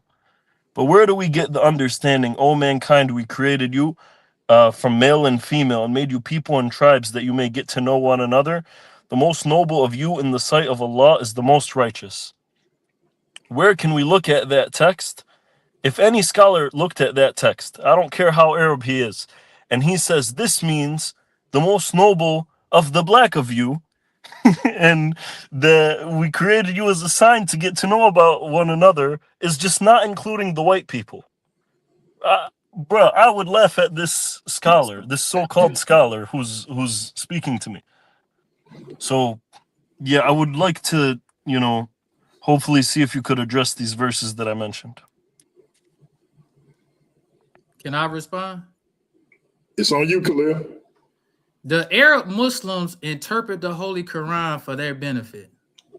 The Holy Quran says that all of the prophets was Muslims. But when the Arabs interpret, they call before Prophet Muhammad was raised up, they call Arabia pre-Islamic Arabia. Or because they want to start Islam with them. There is no such thing as pre-Islamic nothing, because Allah says that Adam was a Muslim. All the prophets was Muslims. The birds Muslims. Everybody Muslim. But the Orthodox Muslims interpret the Quran for their own benefit. They never talk about when it talks about Allah was going to place a ruler in the earth, and that ruler was going to cause bloodshed. Who is that talking about? The Orthodox Muslim come to America and try to find all that they cherry pick. They try to find all these verses to make the white man okay. That's their job to come here and do that. The white man did not update his immigration act to get these Orthodox Muslims to come over here and teach against him. So what the Orthodox Muslim do is they come over here and they cherry pick to find all of the verses to make the white man all right. He the biggest swine eater on earth. He hate Islam. The Arab Muslim will come over here and say nothing about he's starting wars in their country. He totally against Islam, but the Arab Muslim don't talk about him. Their job is to come over here and oppose the Nation of Islam. So all they do is cherry pick the Quran. They gonna find them verses like in the Holy Quran. When you talking about one of the verses that you said vision can't comprehend, or I forget what you were saying. Vision can't comprehend or grasp him. Right. When you talk about Allah and you talk about his 99 attributes, all of these attributes he have, just like with mercy. Allah don't just say he merciful. He says he's the most merciful. Because these same traits that Allah has with showing mercy, humans can show mercy. But Allah is the most merciful. Just like humans can see, Allah can see, but our vision can't comprehend him. Allah has compassion like humans have compassion. All of the characteristics or the attributes of Allah, humans have the same thing. But Allah's knowledge, he's all knowing. Humans are not all knowing. We know certain things, but we not all knowing. So when it's talking about Allah, Allah is a man. When it talks about in the Holy Quran, when it says that our vision can't come, because even the Orthodox Muslims bear witness to the fact that the Holy Quran says that in the end we will see Allah. We will see the face of Allah. They waiting for a Mahdi. You have in the Holy Quran, it says the person of Allah will endure forever. The person of Allah. So Allah is a man. But the Orthodox Muslim cherry picks the Holy Quran, because if this Muslim was so against Elijah Muhammad, why wouldn't you be against the white man of America after what all he did to the black man? We never, out of all of the time Orthodox Muslims been in America, I've never heard them speak against white people and what they do. White people used to lynch black people, had their bodies hanging in the street for weeks. Where in the Red Record, where Ida B. Wells wrote her Red Record, she said that them bodies would be hanging in the street so long that birds would come and eat at their flesh. Where was the Orthodox Muslim? Where was the Orthodox Muslim when Tulsa, when Dr. King was murdered, when Malcolm X was murdered? Why they didn't help him? Since he was the Orthodox, where was all the Orthodox Muslims to help Malcolm? They take Malcolm now But when Malcolm was talking about his house was being bombed, where was the Orthodox Muslims? They know where to be found, but they only job is to come to America and oppose the Nation of Islam. That's it. They're not here to really speak about freedom, justice, and equality. Because if they were, they wouldn't even pay no attention to Elijah Muhammad. They would see the white man, but they say nothing against him. They don't speak against him. He eat hog. He put hog all in food. You as a Muslim, you gotta have a halal restaurant. The white man got all kind of hog everywhere. Where the Muslims speaking against that? That's against the prophet. It's against the prophet to drink alcohol. They got all kind of liquor store. Why they don't speak against that? Islam is freedom, justice, and equality. But they cherry pick. So let's let the brother respond. And real quick, we coming up on 3 hours. So what we gonna do after the brother respond? I'm gonna go to brother Jose, let him close out. I'm gonna go back to the brother Muslim and let him close out, and then Khalil gonna have the last word since this was his show. I want to thank everybody who in the chat that stuck with us. Appreciate y'all. If you're not a subscriber, please subscribe. For those who came over to support my brother Khalil, he will be coming back. We hope y'all come back with him. Also, to the brother Muslim, you welcome back anytime if you got something you want to come on and get off your chest. That being said, go ahead with your response, and then we'll go to my man Jose. Okay, so about what he's saying, all these claims about where the Muslims were. First of all, in America at that time, there was not even many Muslims. And second, that it's a generalization to say that there was not any Muslims who were Orthodox that were speaking against it. So I have to look and see who were the Orthodox Muslims that were speaking against these things. The other thing I really want to say is that me and all the Muslims I know are completely, and all the Muslims I trust, completely against the white man and what he has done. I mean, even not too far from me, maybe about 20 minutes out, there was a little kid. He got stabbed. He got stabbed 30 times in the face, and this was by a white man. We are not best friends with the white man. The white man is the one that I'm dealing with each and every single day, giving me all these claims about terrorists and this and that, and calling me all kinds of things. So we all stood up and we all protested against this. So there are Muslims that they go, and I know a lot of Muslims that they go and they do speak, you know, on when the George Floyd thing happened, when many other issues happen. About back in history, I'll learn about back in history. But when we're talking about Islam here, we're talking about what the Prophet actually taught and what Allah actually taught. So every single thing that I brought you, first, that Allah is not a man. A'udhu billah, right? Allah is not a man. It says in the Quran, 19:35, it is not befitting for Allah to take a son. And Allah says that even the claim that he took a son, the heavens and the earth would be crushed by this statement because it's such a blasphemous statement. So imagine that's how Allah looks at saying that Allah took a son. Imagine saying Allah himself is a man, right? Allah is beyond our vision. When we talk about some hadith that they say seeing his face on the day of judgment, first is that not all the scholars even agree that these are authentic hadith. So some people believe that no, we still won't even see him. And then other ones say we won't be in these bodies, these restricted bodies that cannot envision Allah. And also, this is his face, not the full encompassing of him. So we will not have the vision that we have now, our limited vision, right?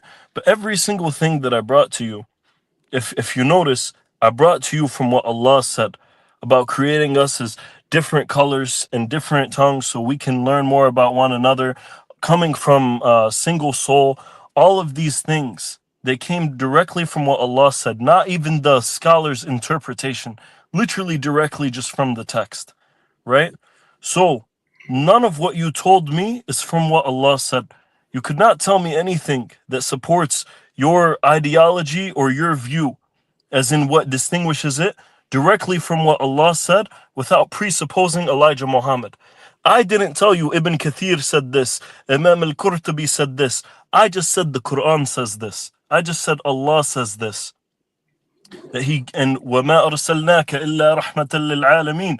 We have not sent you except as a mercy upon mankind. If Elijah Muhammad says, well, this is a mercy only upon the Arabs, that's what's being referred to. I brought you the verse that Allah said. You brought me what Elijah Muhammad said. That's it. All right, Brother Jose, close this thing out. Let the people know where they can find you. We're going to go back to the Brother Muslim when you get done, and then Khalil Shabazz will have all the time he wants to close this joint out. Now, Brother Shabazz, I think some of the things you say might be wild and outlandish, but I have to respect you because that's not a costume you wear. So it's nothing personal against you. I got love for you, my brother. So I just want you, and it was a wonderful conversation. I really hope that you come back and we could get into a little more of a one-on-one dialogue about certain things. So don't feel I have nothing personal against you. Don't forget to plug that channel, Jose. Plug that channon. Solomon. If he's saying something, I can't hear him. SOLOMONIC TV, and you'll see the same icon. Brother DMG, I appreciate and I love you for being you. I don't care what nobody say. You know I have a problem with certain things, but that's all right. I'm gonna get past that. You are my brother, and you're real. You're not coming on here saying something that you don't believe in. You understand? You're doing what you're supposed to do. So don't forget me for Monday, please. No doubt. I got you, bro. My brother Muslim, close it out. If you got a platform, let the people know where it is. If you got anything going on that you want people to see, let them know. Otherwise, close it out. Okay, so as my closing statement, I would just say Muhammad Fuad Wallace, he had a son. He had at least one son. Son was Wallace D. Fard, right? So this is one son that he has, right? So I'm just going to pull up the verse from the Quran. Just 1 second here. Heavens and earth. So Muhammad Fuad Wallace, he had a son, and what the Quran says in Surah Maryam, that's chapter 19, verses 88 and 92. And they say, the most merciful has taken a son. You certainly brought forth a monstrous thing. The heavens almost rupture from it. The earth splits open and the mountains collapse in devastation, that they attribute a son to the most merciful. It is not fitting for the most merciful to take a son. Muhammad Fuad Wallace had a son. That's my closing statement. All right. Bid you brothers adieu. Again, please come back. If it's something you want to get off your chest, Paradigm Shift TV 314 is the place to be. If you have a debate you want to do, we got Worldview Wars Debate League. But we'll see y'all brothers later. We now turning the action back to the man of the hour. I'm going to say the Honorable Khalil Shabazz. Close us out, brother. Well, I want to say, first of all, he lying on Master Farad Muhammad does not have a son. That was a lie. Second of all, the Honorable Elijah Muhammad. I think if I may, I think he may have got him mixed up with the Honorable Elijah Muhammad. Yeah, he getting it mixed up. That's his job to get it mixed up. You know what I'm saying? That's what the white man brought him to America to do, to mix it up. But he need to get it straight, because all Orthodox Muslims do, to wrap it up, I'm not going to be long. All they do is come over here. The Honorable Elijah Muhammad got literature. He got books. He got radio broadcasts. He got newspaper articles. He broke down all the scriptures in the Holy Quran that talks about God being a man. He broke down all the scriptures in the Holy Quran that talks about a messenger. He broke down, he even, the difference between the Orthodox Muslims and the Muslims in the Nation of Islam. The Orthodox Muslims go against the Holy Quran when the Holy Quran says for a reason that Allah raises up messengers speaking the language of his people so that they will get his messages clear. Allah never sent a messenger to a people who was not of their own kind, because they gonna do to Islam what he's doing to Islam. He's cherry picking. He gonna say that when it talks about we can see the face of Allah, he gonna say some scholars believe that we not gonna be able to see the face. Some scholars, he going by what the scholars say. The scholars don't get it from Allah. The scholars read the verse. They come up with an interpretation because Prophet Muhammad did not give an interpretation of the Quran. He gave it. It took 23 years for the Holy Quran to be revealed. After that, he died. That's why you got so many Sunni scholars. You got Shiite scholars. All the scholars don't agree. Some scholars talk about God is a man. That's not something that's only the nation. It's many Muslim scholars who believe that God is a man. They believe that the description of Allah in the Holy Quran is literal. It talks about his face. It talks about his arm. It talks about his hands. Some scholars believe that's literal. Some scholars don't. So I think my job was, I really enjoyed this. You know what I'm saying? I enjoyed it. And I definitely will be back again. My man, listen, man, this was, I think you even though we didn't get the debate, I think you still got to get a good sparring session in, man. So I definitely enjoyed the conversation. Yes, sir. Very, very much engaging, and I hope the people enjoyed it. And we're gonna be setting some things up for you in the future. I'm gonna be working on some things on my end. And maybe you and Elder Yara can still come to terms on something, but definitely enjoyed that conversation. I think what I'm gonna do is make your conversation with the Muslim brother, a separate video, and I get that sent to you in case you want to throw it up as well. So and then our topic can be, is Allah a man? There it is. There it is. That's what the topic can be. There it is. There it is. So listen, do you have your own YouTube channel, bro? Yes, sir. It's All Elijah Muhammad Speaks.com or Muhammad Speaks Detroit. Muhammad's Temple of Islam Detroit. I'm sorry. Muhammad's Temple of Islam Detroit. Michelle, if you can find that for me, put that link in the chat so the people can subscribe to the brother channel. For those who are not subscribed, go over there, support the brother. You will be seeing him over here more. You can also search for the first presentation he ever did on the channel. As you can see, the brother turns up and he brings the fire. So we will be having him back on. You may even see him on Worldview Wars Debate League having a debate.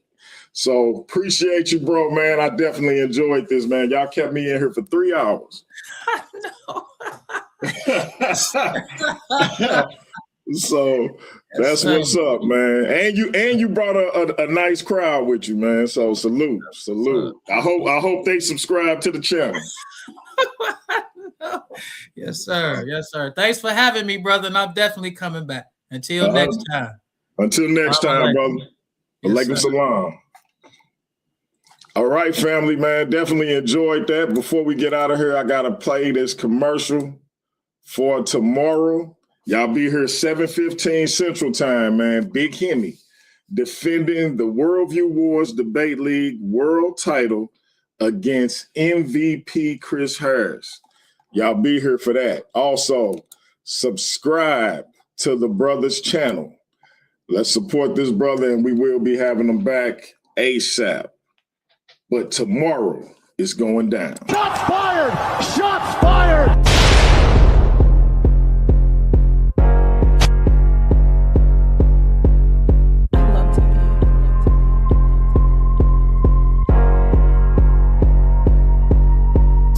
I don't sip from the flash. Still on the move on the spirit of my gas. I'm on me, you can check out the glass. Never won't smoke, I'm prepared for the class. Juice in my veins like I'm post-fat charge. Got on my side, I don't got it at card. That shit was real, the anointing been large. I walk in the light like a drip of a star. Cause I got the juice. I got the juice. I got the juice. I got the juice. I got the juice.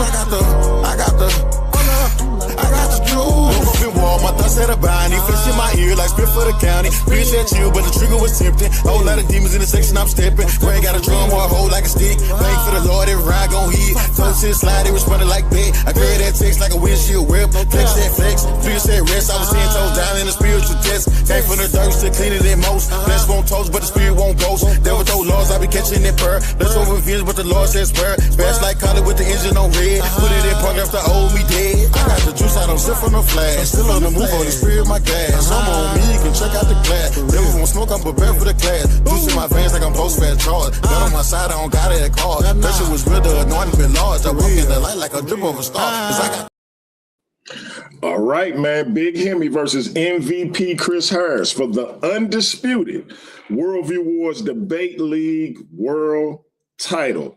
And listen, family, I know I started off the show. I said I was going to do a Streets Need a Body with old boy Taz, since apparently he had a lot to say about me and my platform. Apparently he said I lied to him. I don't know why he think I would do that. I don't even know you, brother, to be lying to you. Everybody who associate with me know I had a situation with my mother's health that I had to address. Going live was not a top priority of mine, nor did I care to. I messaged you and told you that. If you haven't read your text, if you didn't get it, say that, but don't call me a liar, because I ain't got no reason to lie to you. You can't do nothing to me. I don't fear nothing from you where I would have to cower down and lie to you. What happened is you lost on my platform and you started casting aspersions because you couldn't take the L. However, I guarantee if you would have won that debate, you wouldn't have had nothing to say.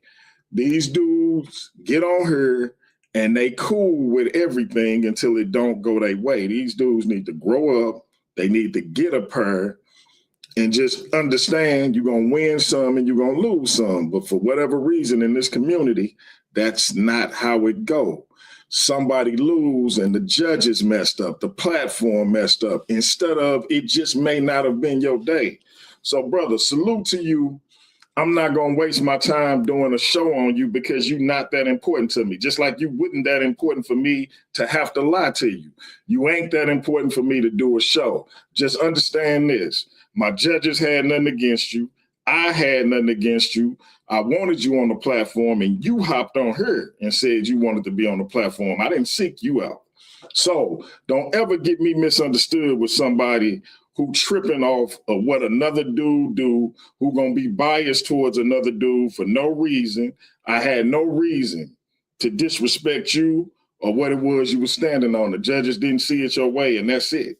There's no conspiracy. There's no politicking. It ain't even that deep for me when it come to you, because you wouldn't nobody I was coveting or chasing after anyway. So wherever you got that in your head because you too arrogant to think that you could possibly lose a debate, I need you to smarten up. And that's all I got to say about it. With that being said, man, be here tomorrow. MVP Chris Harris, my man, the world champ, Big Hemi, and we're going to get another debate on barring any unforeseen events. Also, 12 p.m. Central Time tomorrow, Elder Yara will be doing his response to Khalil's presentation, as he'll be doing what would have been his presentation for the debate. As y'all know, we had a scheduling situation. Khalil wanted to move forward, so Elder Yara will be doing his presentation tomorrow at 12 noon. Is Islam the Black Man's Religion? Part 2 tomorrow, 12 o'clock. Big Hemi versus MVP Chris Harris. 7:15 p.m. Central Time. Again, all this is born any unforeseen incidents because people think when I say I can't do a show, somehow I'm lying to them because they think they more important than what I got going on in my real life. You're not. That being said, man, it's your brother, DMG.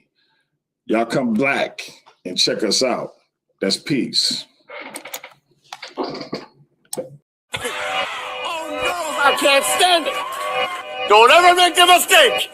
A stick in your nose in my business. If I'm down and out, I'll get up and take care of myself. Woo, I'm going to tear you down. When I get to town, we're going to treat all you women treated.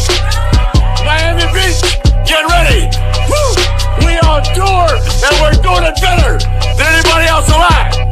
It's so hard for me to sit back here in this studio looking at a guy out here hollering my name when last year I spent more money on spilled liquor in bars from one side of this world to the other than you made. You're talking to the Rolex wearing, diamond ring wearing, kiss stealing, woo, wheeling dealing, limousine riding, jet flying, son of a gun, and I'm having a hard time holding these alligators down.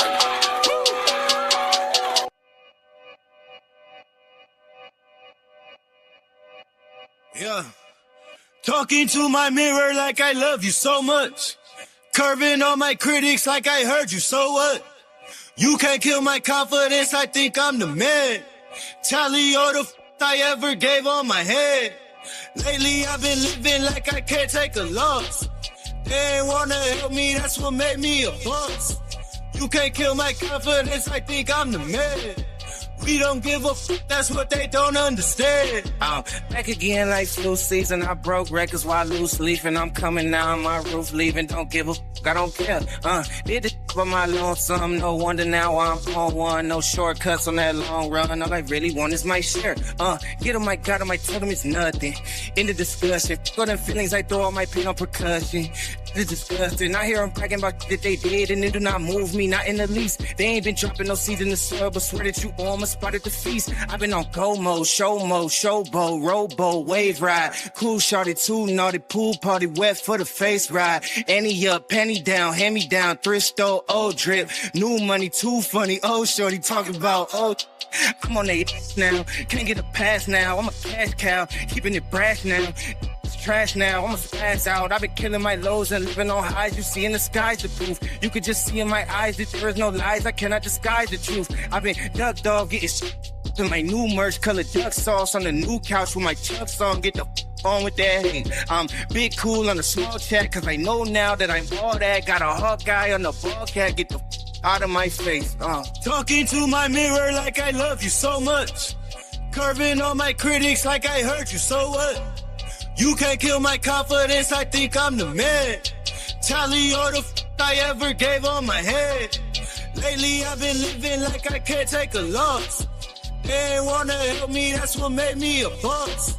You can't kill my confidence, I think I'm the man. We don't give a that's what they don't understand.